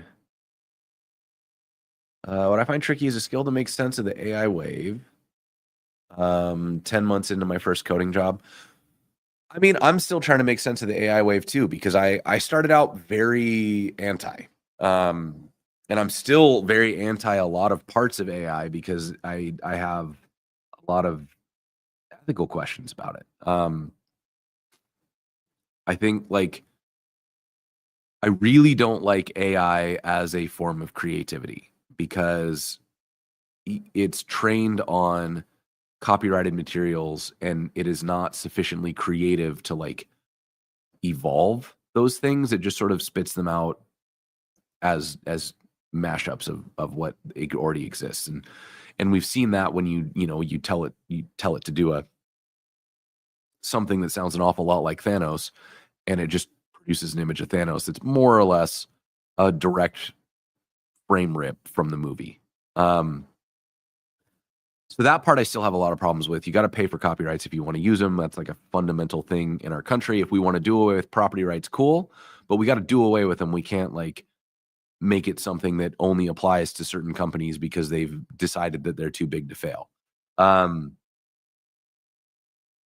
but for the coding stuff, I don't have the same ethical issues with the coding stuff because it's doing what we do. We take in lots and lots of open source code and examples, which is all licensed as open source, and we use that to write code that is basically exactly the same, often copy pasting to generate apps that do different things. And it's very hard for me to make an ethical case against that in AI because it I don't know, like if you built a scraper to make you to like go open all these websites and look at all the code samples and to bring you all the most common snippets, and then you know chose like take the time to categorize all those chosen snippets, and then you use those to assemble things like imagine like a design system, but whatever. um it's not it's like a less sophisticated version of what an LLM is doing when it generates code, and so it's hard for me to fault that. Um, if they're using code that's not open source license and they're doing things that are copyrighted, like I have issues with that. Um, but generally speaking, like an LLM is just sort of automating a process that we've been doing forever, and it kind of is what it is, right? And the similar challenge of like if you only copy paste from Stack Overflow, you're not really learning, you're just copy pasting. And if you only accept suggestions from AI and you don't really consider what has happened or try to understand what happened, you're not really learning. You're just copy pasting from AI. Um, so the balance and I think the onus is going to be on us as developers, the same as it always has been, where anybody can go get their problem solved for them. You can do that by paying money to have another software engineer write your code. You can do that by going to Stack Overflow and pasting in your homework and saying, "Can anybody help me solve this problem?" And somebody will write you a solution that you can copy paste in and get an A on your paper. Um, you can do it by asking an AI to solve your homework. Any one of those things technically accomplishes the task, but it doesn't allow you to learn. You're not building a skill that's going to enable you to, if the internet is down, continue to do your job, or to be able to teach this, or to be able to explain why it does what it does, or to solve problems if there's a bug or a conflict. So the onus is on us to stay curious enough, even if AI is helping us do the job, to understand what it did, right? And that, I mean, who knows? Maybe I'll be proven to just be like an old man yelling at the clouds, but I really do think that the things that have always differentiated people who are resilient to industry change versus the people who sort of get displaced is that the people who are resilient to industry change tend to be very like engaged and curious, and that that curiosity and their ability to sort of understand what's going on and to decipher everything makes it so much easier for them to pivot when the landscape changes because they're aware of it. They understand how it works. They know what it's doing. Um, if you understand what your code is doing, same thing. If somebody comes to you and says like, "Hey, our app's broken," and you can say, "Tell me the error message." "Oh, I know where that is," and then you know where it is in the code base because you can just go like fix that thing. Versus if you vibe coded the whole thing and somebody comes to you and says the app's broken, you go, "What does the error message say?" And you copy paste that error message into AI and say, "What is this?" What if it can't figure it out?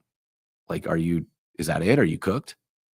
And I think the difference is going to be the people who take the time to go one step further. Like the AI is there to help you go faster. It's not there to think on your behalf, right? And so remembering to think, remembering to learn and to internalize and understand, um, I think that stuff is important. Um, and I think that'll be the balance that needs to be struck, right? Because where I find AI to be really useful. So I'll give you a really good example of how I used AI that I thought was good. I did I used Warp. I used the Warp terminal, warp.dev, and uh, I just got a new computer. This is my new MacBook Air. Because if you were following me on Blue Sky, you might have seen I dumped an entire cup of coffee into my old computer. It's okay. It was probably due for an upgrade anyways. I'm gonna see if I can get it repaired. I hope I can because I'll be able to use it as kind of a workhorse around the studio for other things. But anyways, got a new computer and as a result, I didn't have like Node or Homebrew or anything installed, and I was getting it set up. Got Homebrew installed. I was installing all the different pieces, and I used Volta as my Node environment manager. And I recently started using PNPM. I was resistant to it for a really long time, but honestly, it's great. So now I'm using PNPM.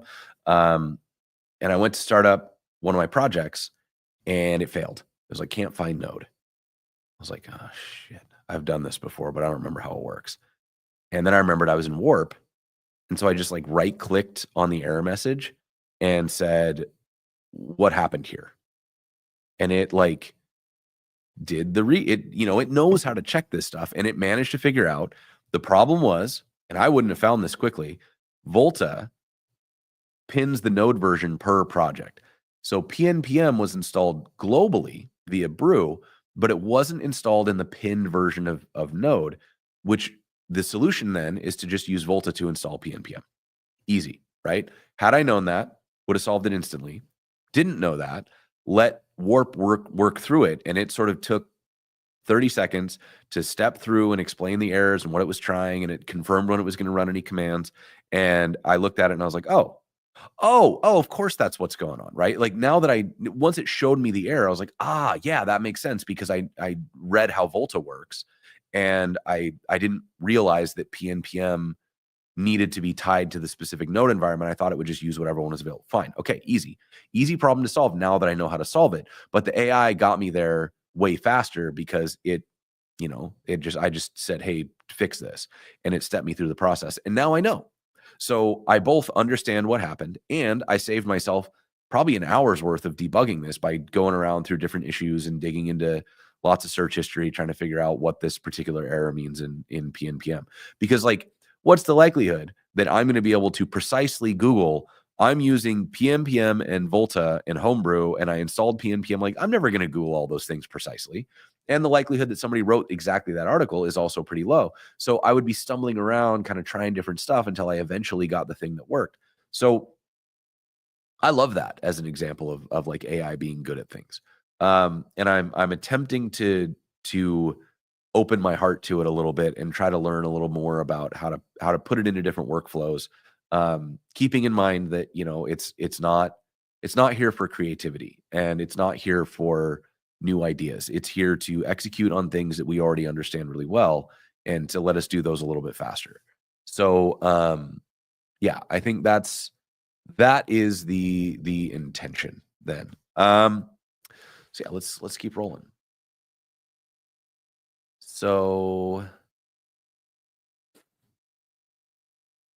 I guess I just talked about that for a while. Did we get a raid? What's up, C Sharp Fritz? How you doing? And friends, hello everyone. Um, see, going on the down.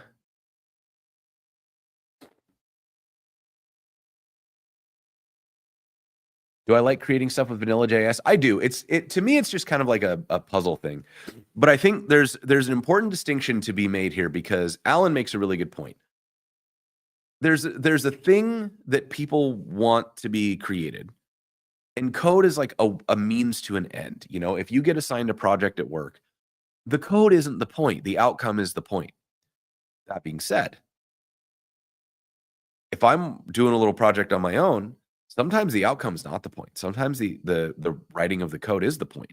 You know, it's like sometimes you sit down with a guitar and you're trying to write a song, and the goal is to have a composed song that you can play multiple times. Other times, the goal is to sit down and noodle on that guitar because it's a little meditation exercise.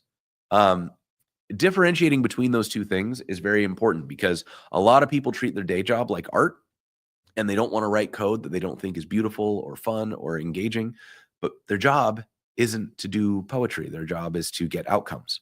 So the outcome is all that matters. And um, if you let your like preferences about different types of code or whatever prevent you and your team from hitting those outcomes, and you're actively not doing your job. That's you're being actively detrimental, which in my opinion is the sort of thing that you should probably get like chastised for and potentially like written up for. Like you should care about what's going on in your code base, but only insofar as it affects outcomes. Like rewriting to Haskell because you believe it to be ideologically pure as a language probably prevents most of your team who probably doesn't know Haskell from being able to execute at the speed they need to get the outcomes that have been requested.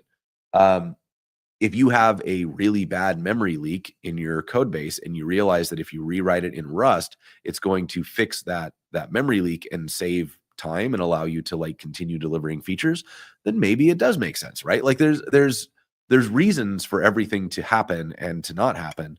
But it's our job to weigh the outcomes and to make sure that everything we're doing is in service of what we were being paid to accomplish. Outside of work, do art, do poetry, write code that makes you cry. Because that's the point at that point. If it's your hobby, let it be your hobby. But let it be whatever it needs to be for you, because that's then you're doing the right things with it. You're just kind of having fun. You're giving yourself something that makes you smile. At work, you're getting a paycheck to deliver an outcome. And differentiating there is really, really important. Um, let's see. The Inevitable Weirdness is the name of my new band. I like it. I like it. Trying to organize a meetup in New York. Yeah, yeah, me too. Maybe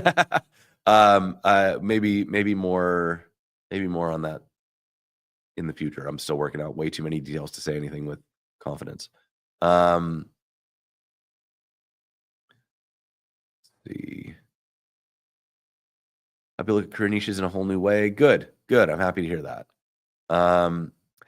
Vinny, thank you for looking out. Yeah, if you are on YouTube, please do hit the like button, subscribe to the channel. It makes such a huge impact in terms of how YouTube treats these videos and whether or not it shows it to anybody else. So if you're a fan of the show, if you're a fan of the other things we're doing on Code TV, the likes and subscribes make a big difference.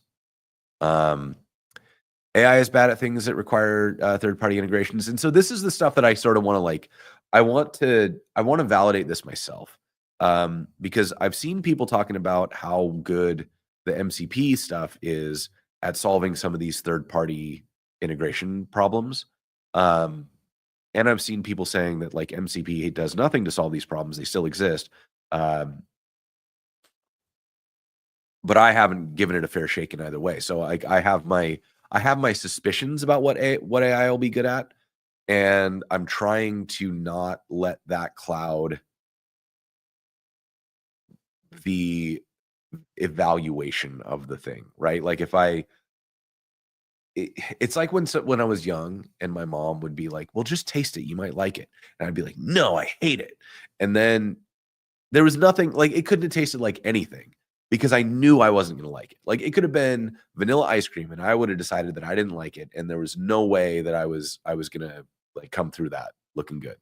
So I'm attempting to take the same approach to coding with AI that I've taken to food, which is I will try anything 2 or 3 times. And if it's the specialty of the house, I will try it every time, even if I think I hate it. I've very rarely been disappointed when it's the specialty of the house. But and with the AI coding, I am going to give it a fair shake in the sense that I want to validate or invalidate my own assumptions. And I need to try to do that coming from a place of expecting that it can do these things. Because if I go in trying to make it fail, like we can always make a thing fail. So I just need to give it a fair shake. because I don't want to find out that, I was wrong and I like took 2 years to even give it a like a reasonable effort, and now I just have like it's just one of those like you just keep your heart open. Open hearts. That's the lesson. Um I unfortunately, KP, this is a very rough time for juniors because we're in we're in a weird time for hiring. I do not think we will stay here forever, and I don't suspect that this is a permanent thing, but like right now, companies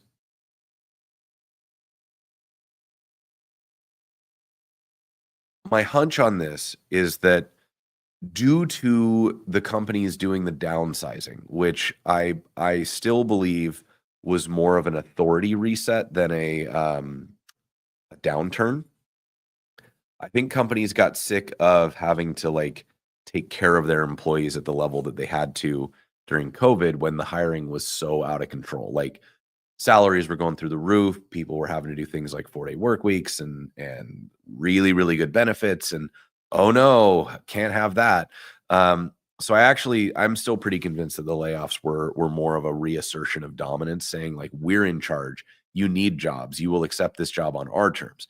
I think RTO is the same thing. It's a reassertion of dominance. Um, the problem is that with the layoffs and with the RTO, it's creating a sizable number of experienced engineers who really, really need work. And what that means is that it allows all these companies to push them down ladder. And so somebody who would have been a mid-level engineer might have to go in as a junior engineer right now because that's the job that's open. Um, and the companies are putting up really unrealistic job expectations because they can, and they always do. Like, I think if you are qualified for 50% of what's on a job application, it's probably at least worth throwing your hat in the ring because most of those job descriptions aren't written by the people doing the jobs. They're written by people who are sort of these days probably just tossing like write a job description in for a JavaScript engineer into ChatGPT, and then they just post that. Like, these companies they're not putting a lot of effort into their hiring. They rarely do. Um, so that I think is a very big. I don't know. It kind of sucks.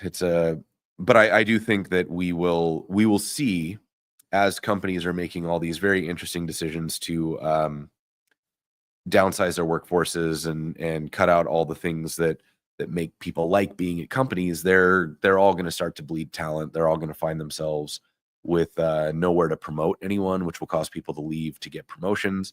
They don't have any juniors, so there's no growth path inside of the company, and that's all going to result in some real bad times that will kind of reset everything, and we're going to see companies start bringing back junior. The other thing too, though, is like return to office from a junior engineer job perspective. It's honestly a good thing. Um, the one thing that I didn't see almost anybody get right during the pandemic, myself included, is how to properly take care of a junior engineer in a new role. Somebody would join the team and they're fully remote and they need a lot of support. Like when you're a junior, you need somebody basically sitting to your side all day, ready to help if you have questions. And you can't do that. You can do that in a remote environment, but it either means you've got somebody sitting on a video call with you all day, which nobody wants to do, or you're putting it on the junior to ask for help, which is such a bad position to put somebody in who's already nervous because they're in a new place, learning a new skill, doing things that they don't feel super confident about. And then you're saying, like, yeah, anytime you need something, just ask somebody who's more experienced than you. The whole power dynamics of it are super weird. If you're a junior in an office, it's pretty obvious pretty quickly to anybody with more experience when they look over and you're like chewing your fingernails or looking stressed. Hey, what's going on over here? What you working on? Right? It's easy for us to sort of gauge what's going on and check on you and make sure that you're doing okay. So one potential silver lining of RTO is that we might see more junior jobs pop open. Um, Aim to understand every piece of code that you write or get from an AI. Yeah. How to implement AI within my inflow? Still figuring it out. I have no idea.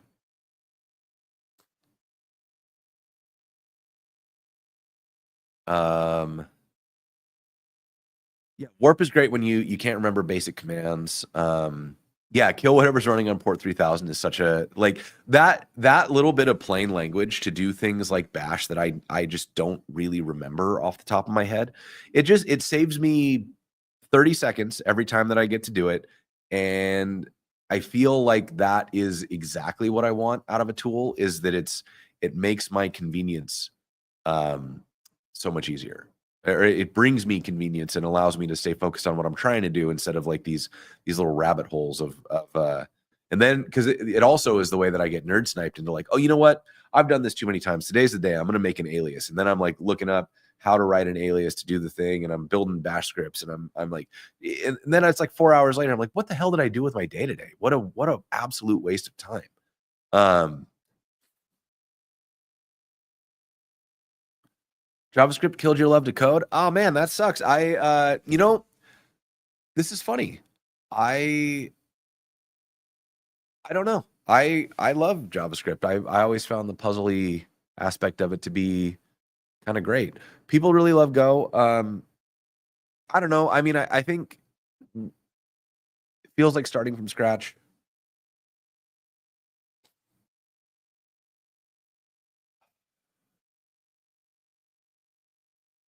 I don't. I think it kind of comes down to like, is it worth it to you? You know, if you really don't enjoy learning, like, is it worth it to stay? Right? Like, and I don't mean like enjoy learning, like you purposefully don't want to learn things. I mean more like if you're doing the Go stuff and you hate it, and you're trying to write JavaScript and you hate it, is it because you haven't learned how to just play yet, or is it because you know how to play and you hate the instrument? Because those are two different things. Doing a lot of music analogies today, but I think I don't know. I think that's something the only person who can make that call is you. But if you feel like you have not quite cracked the threshold that will let you work in this language without having to like look up each piece of syntax and each thing that you're doing, um,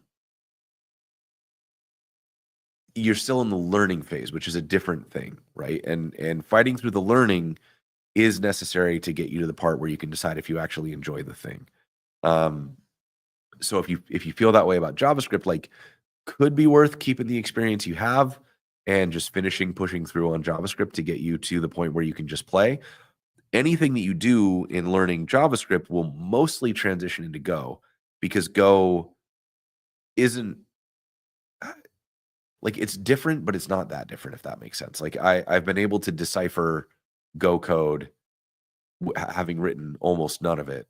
Um, because it's code under the hood, and the things that you use for control flow for different types of data structures and stuff, they're all somewhat similar. It's just kind of learning a different grammar as opposed to the net new concepts of like, what is a variable, how do you store things, how do you access things, what are objects and arrays, those sorts of things, and the accessor path or access patterns, and all those kind of computer sciencey things don't really change between JavaScript and Go and C Sharp and et cetera, like with some notable exceptions. But for the most part, programming is programming. And the specific grammar you use, whether it's JavaScript or Go or Ruby or PHP, um, they all have a lot of overlap, but you're able to sort of learn the differences reasonably quickly if you're confident with like once you get one language down, it starts to feel a little easier to move between.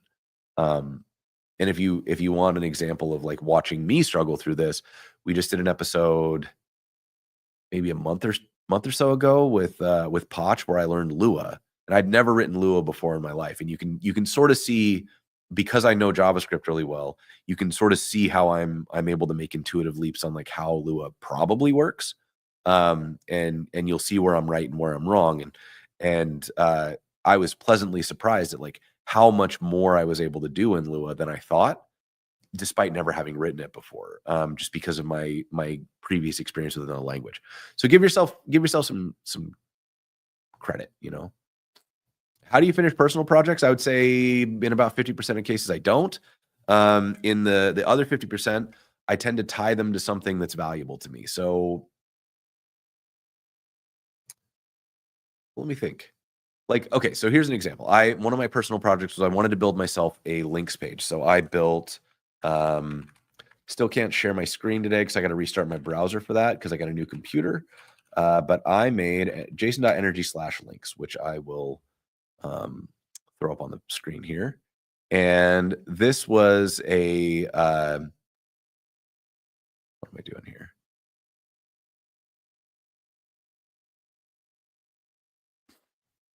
So this was a project that I've wanted to do forever. And but what I wanted to do, to be clear, wasn't necessarily the links page. It was more I wanted to learn a little bit more about like how to do what's it called? There's a specific thing. It is called it's like a grid packing technique. Crap. Masonry layout. I wanted to use CSS Grid to try to create my own like masonry style layout. And the like I saw that there were a bunch of sites coming up that looked very like bento boxy.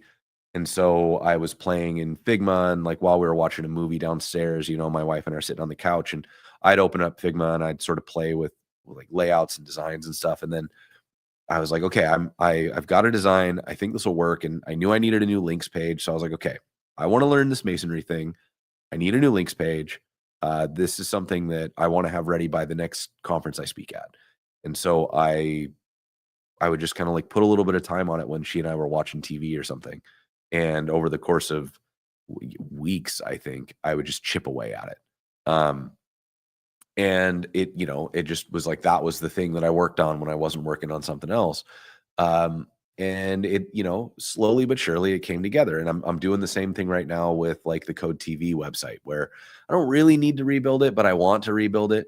And so I've been working on I've got a branch going right now where I'm doing like style updates, and I really, really, really want to fix the supporter workflow. Like I have a request to add annual subscriptions. I really need to fix the new supporter flow, because right now to become a supporter, you have to like go to this page that gives you instructions, and then you have to like sign up for the Code TV site, which gives you an account, but then you have to go to your dashboard and you have to click the become a supporter button, which takes you to Stripe to actually do the thing. I really want that to be one flow so that it's like become a supporter and it checks to see if you have an account. And if you don't, it'll help you create one right there. And then it'll take you to the next step and have you, choose your supporter level, and just like what I would consider to be like table stake stuff that I just haven't had time to do. Um, so I really wanted that to be done before I went to render, but the box build project, which I talked about at the beginning of the stream, um, was all consuming, and so I didn't get it done. So instead, I've got it's this is what I'll work on now in my in between time to try to get that done before my next conference. Um, so it's all, like a lot of it is that I make my personal projects into jobs, so that's maybe not a fair answer. Um, but it's also because it's generally tied to something that I find really interesting.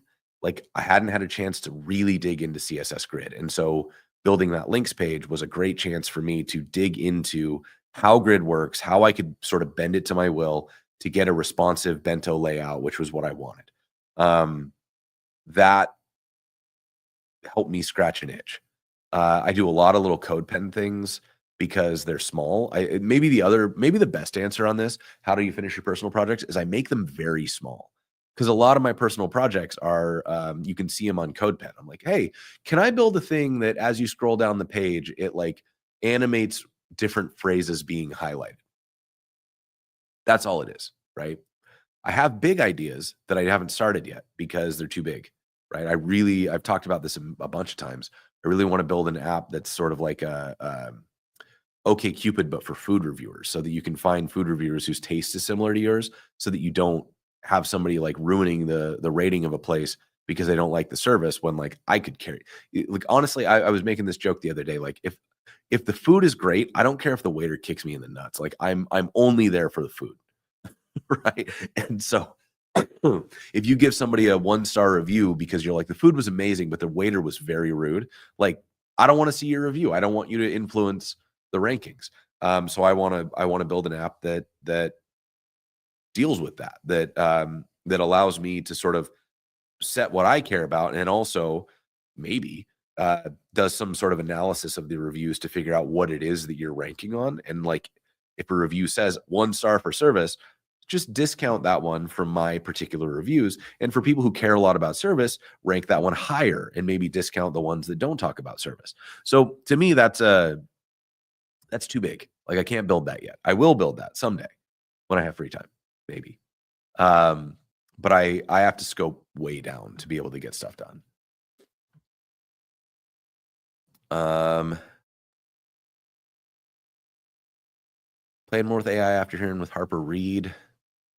Um, yeah, I think like mixed results is a lot of the thing that I'm hearing as well, and it does make me wonder because the people who I see getting great results are people who are getting great results without AI, and that again leads me to believe that like AI is not a replacement; it's an augment.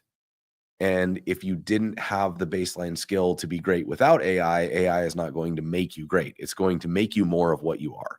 Um, it's the same as a lot of so-called productivity boosters. Anything that makes you go faster is just going to make you faster at being whatever you are. If you are bad, it's going to make you faster at being bad. If you're great, it's going to make you faster at being great. But for the vast majority of people in the middle, it's going to make people faster at being mediocre. Um, it doesn't necessarily change you, right? Like you change you. You make decisions about whether you're going to improve or not. And AI is not going to influence how you approach your own growth.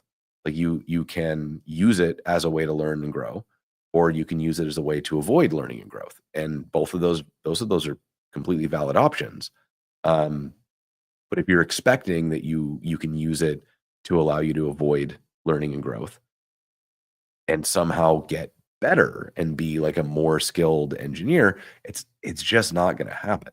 Like you cannot you nothing is magic, right? Like there's no such thing as magic. And so there's no world where you sort of magically become great. You become great through working really hard at becoming great. Um and it doesn't matter if you work really hard at becoming great by becoming the world's best prompter and the world's best code reviewer so that you can work with your AI tools, or whether you do that by never using AI at all and learning how all of the systems work with across your entire stack so that you can build any part of your company's product. Um, I would say the best answers are probably somewhere in the middle.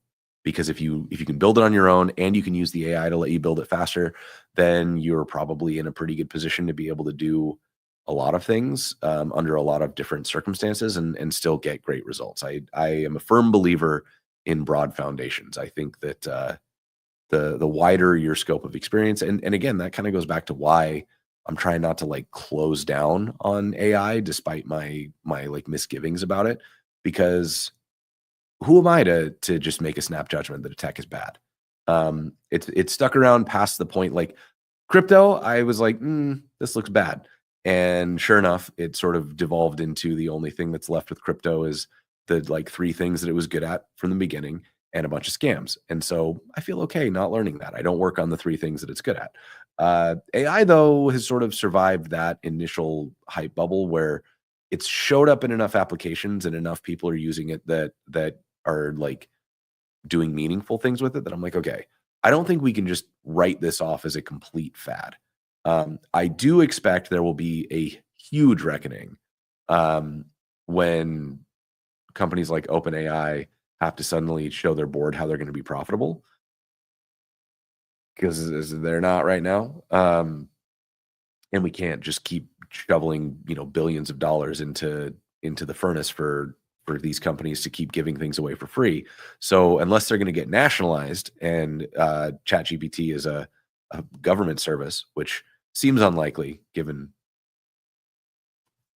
then there's going to have to something else is going to have to happen, or suddenly it's going to become a luxury item, and a whole lot of people are going to find out that not learning along with their AI was a very expensive mistake, because now they can't afford to not have it, and it's, instead of being like $50 a month, it's going to be like $5,000 a month, because that's what the tokens actually cost when they're not being subsidized by VC money, which isn't great. So, so we'll see. We'll see. I don't know. Again, I had this other misgiving on AI.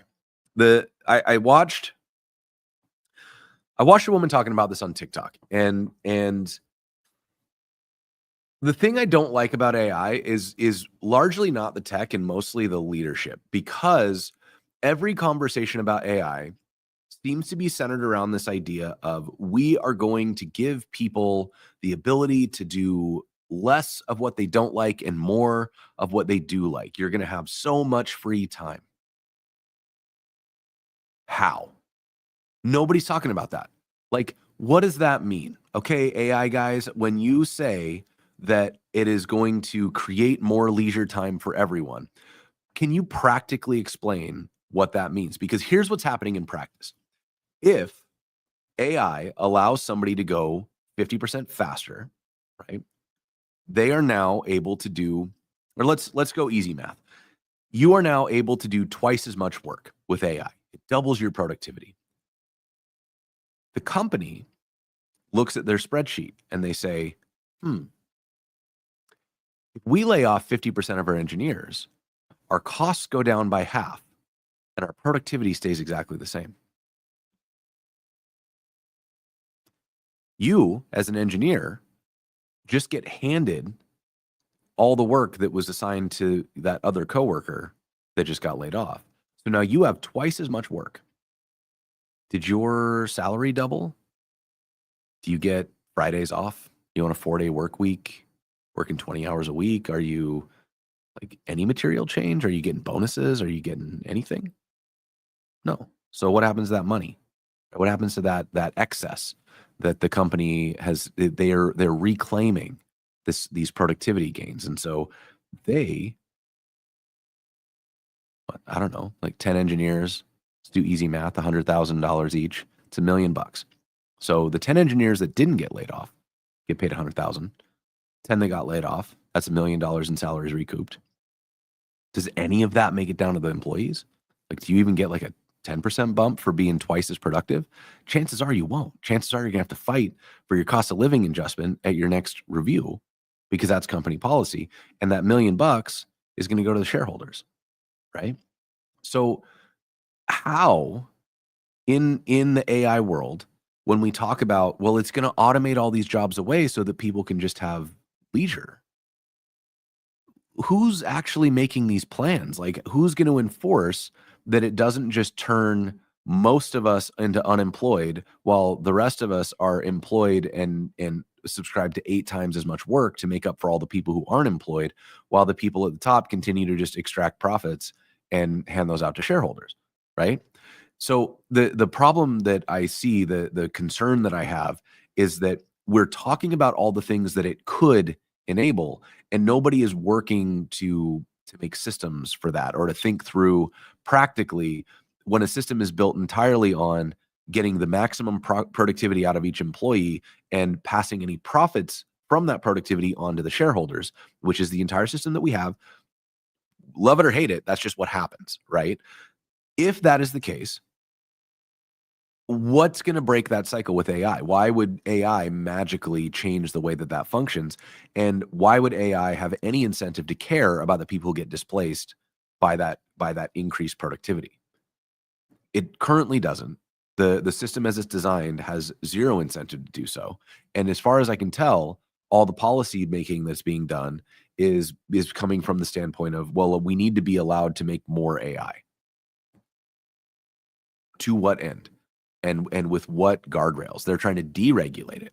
So if they deregulate it, then that means they're free to also not pay for copyrights, which means that now the people whose work they're benefiting from are not getting compensated for the work they created to make the machine capable of being more productive in the first place.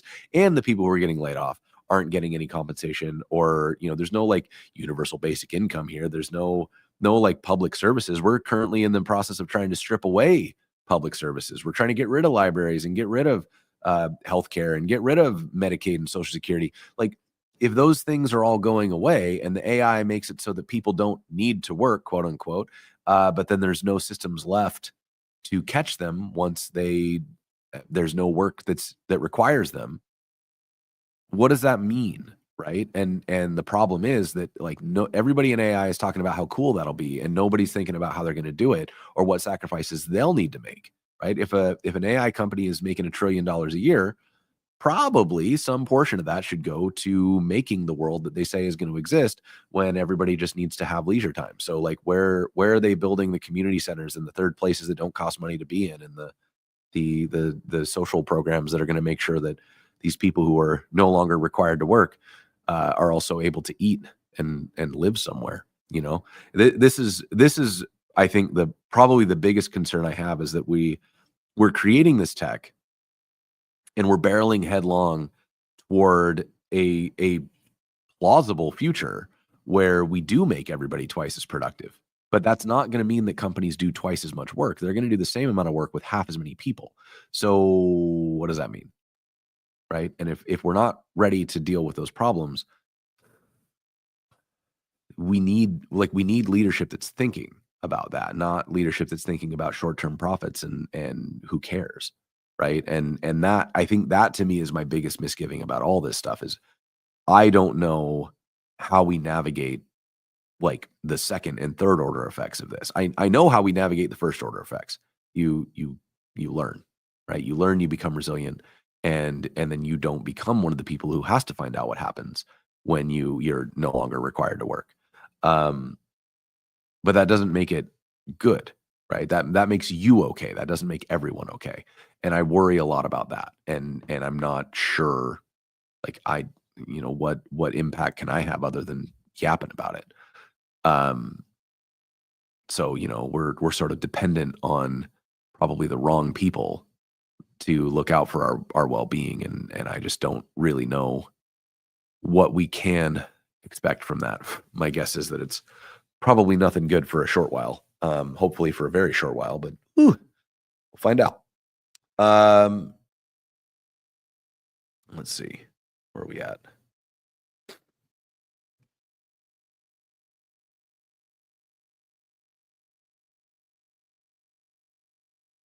What are you looking for when hiring a junior dev or intern? Generally speaking, a lot of curiosity and an ability to quickly internalize and i- like what I want to see with an intern is rapid growth. And what I mean by that is, like, you're very curious, you're excited about the work, and when you learn something, it sort of like goes into your head and it stays there. You aren't going to ask the same question twice. You're going to apply, critical reasoning to determine that, like, okay, well, you learned this yesterday and that the day before, and today this challenge kind of feels like both of those things. So my hunch is that it does this and this, which then somebody can say you're exactly right, go for it, or they can course correct you, and then you'll absorb that as well. I think the thing that's interesting is that so much of a job is pattern matching. So your ability to quickly demonstrate how good you are at pattern matching and understanding that, the system is built of small parts, and if you just assemble all those small parts, you can do anything. That is that is probably the strongest thing that I can see in an intern, because you don't expected to know stuff. You're just expected to be able to learn stuff very fast and apply that knowledge. Let's see. Yeah, nobody's gonna pay us the same for less work time. Exactly. Exactly. What's up, Ripro? And hello, Nepal. What's going on, Shruti? How you doing? Um, yeah, almost 100K. I am where am I at right now? I'm at, did I cross 98?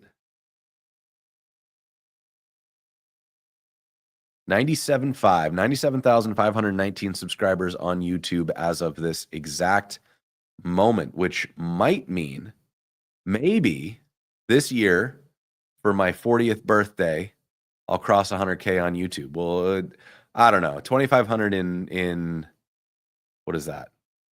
2 weeks? I've seen it happen. I don't know if it's gonna happen. Um, we'll see. We'll see.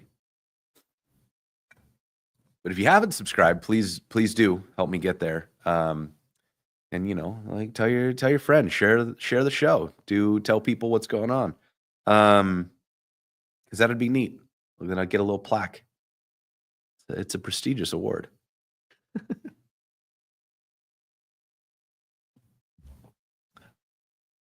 In high school, currently looking for an internship and job. Very hard to find one. Been coding and making products for a year and a half now. Very cool. So I, it is going to be hard, and I do hope that you stick with it because the thing about this industry is that this industry is so built on like relationships and reputations.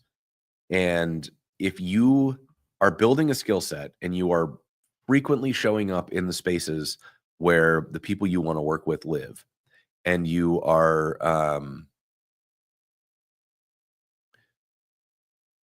putting the work in and showing that work, it's really hard to fail if you're consistent. Um, that advice is very easy to give in retrospect. In the year or so that you will spend building that momentum and building that consistency, it feels like such a slog because it feels like you're shouting into the void and just, doing all this work and then nobody comments on it and nobody responds and feels like nothing is happening. It's especially hard at, if you're in Nepal, it can be hard because like how do you get into the spaces where people are? And that can also be really challenging. And so taking advantage of the online communities, trying to be part of them and share your work, get feedback, give help if it's something that you can give help on. And just generally think about being a friend because the the sort of open secret and the cliche in this industry is that your network is everything. But it really is hard to overstate how true that is. If you are well connected, and by well connected, I just mean people who are in positions to hire, to make recommendations, to open doors, know who you are and think of you as somebody who is an up and comer with a lot of potential, who's just needs a shot. Um, your odds go through the roof because that's how this works. Like people like me get asked all the time, "Hey, we're looking for somebody really promising for X. Do you have a recommendation?" And we drop names. Um, if you can be somebody who makes us look good by being a name we can drop, of course we're going to drop your name. Like we want to have recommendations. Our friends are trying to hire. We want our friends to have good experiences, so we want good names that we can give them so that they can have a good time and get a promotion for making good hires. Like all of that is really important to a whole lot of things. So, if you choose to be the root of that, where you're somebody that people can look to and say, wow, this person is putting in the work, they're showing up, they've been here for months. I can see the progress they made from the first time they were here to today. So they're capable of learning and they're willing to keep showing up and doing the work. So yeah, I'll make a recommendation. Like it takes a long time, but it is possible. And honestly, I've never seen it fail. Um, just have to stay consistent. So take heart. It takes forever. But once it gets there, it's pretty great. Sushant, I have been talking about AI tools all day, so unfortunately, I'm going to ask you to rewind the stream to hear my take on AI tools, so I don't end up repeating myself. Um, see, we're at about 2.5 hours. I might call this one a little bit early, in fact, because I have um we're doing web dev challenge tomorrow, and I've got people flying in today. I'm gonna cook a big dinner tonight, and if I leave a little bit early, I might just have the time to go get that sauna that I wanted and see if I can get all this pollen out of my sinus and not sound like I'm underwater. So thank you all very much for hanging out, and thank you to the people who just subbed. Thank you, Shruti, for becoming a member. I appreciate that, and keep keep doing fun stuff, and please, I really enjoy these types of conversations, and I hope that you do too. So if there was something in this that you really liked, like, leave a comment with a timestamp to what you enjoyed. Maybe share a clip on social or something. Just like show me what you're into, because then I know if I'm just like, some of this stuff is just me entertaining myself. I really like this stuff. I like the philosophy of this stuff. Um, and if there are certain aspects of it that are more useful than others, I'm always happy to try to focus on that as opposed to just chasing whatever shiny thing I'm looking at in the given moment. But as always, thank you all for hanging out. We do not have a Learn with Jason this week. I had some scheduling issues and wasn't able to get somebody lined up. But next week, on my birthday, we have Brad Frost teaching us how to make design systems that are not boring. Really excited about that one. I think it's going to be really fun. And we also have we've got good stuff coming up. We got an episode coming up on Preact. We're going to learn about like SFTP and SSH, which is just going to be a nice deep dive into some stuff that I don't think about very often. So that'll be great. And just more coming up of really fun things. If there's something you want to learn, please do hit me up and let me know. Oh, we got Rich Harris coming on. We're going to talk about Svelte again. Um, always looking for more things um, for Learn with Jason, right? So let's see. All right, one more question about the recommendation. How do you want someone to approach you when trying to connect? The big thing about trying to connect is that it generally doesn't work if you just like go right at somebody and say, "Hello, we've never met before, but I'd like to connect." I would say treat it more like you would any friendship. You don't just walk up to somebody and say like, "Give me your phone number." You instead you kind of approach it like, hey, we're in the same circles, and you don't necessarily need to immediately introduce yourself. You can just be present where people are and show up, and they'll start to notice. Like if you're in a Discord that I'm in and you're active and you're helpful and you're showing stuff, I'm gonna see that whether or not you introduce yourself to me. And probably naturally an excuse will come up to talk. Play the long game. This career is long. If you're early in your career, then you have like if you're 20, you got like 40 years, 45 years of working in tech ahead of you. And if you treat your network like a friend group, if you treat it the way that you want relationships to be lasting and meaningful, for you will be astonished at how much just 5 years of strong network will impact your career. Um, it's difficult to explain how much 20 has made, but you have to treat it as a slow thing. It's not gonna pay off immediately. You can't, like, show up at a conference where the CEO of Google is and then suddenly hope that the CEO of Google cares who you are, right? But you show up at enough executive dinners after doing the work to get to the conference backstage, after doing the work to get to the conferences, suddenly they do care who you are. I'm friends with a lot of people who are in some really influential positions, um, but I met them when we weren't. None of us were in influential positions when we first met. So it's important to keep in mind that like this career is long, and your network is not about meeting the most important person you can think of. It's about meeting the people who will become influential over time. And so try to find people who are equally ambitious and motivated and excited and the kind of people that you want to spend your time with, even if they can't help you in your career. Because I promise you they will end up being able to, and you will all lend yourself opportunities throughout a very long and hopefully very successful career. On that note, I'm going to sign off. Thanks, y'all. We'll see you next time.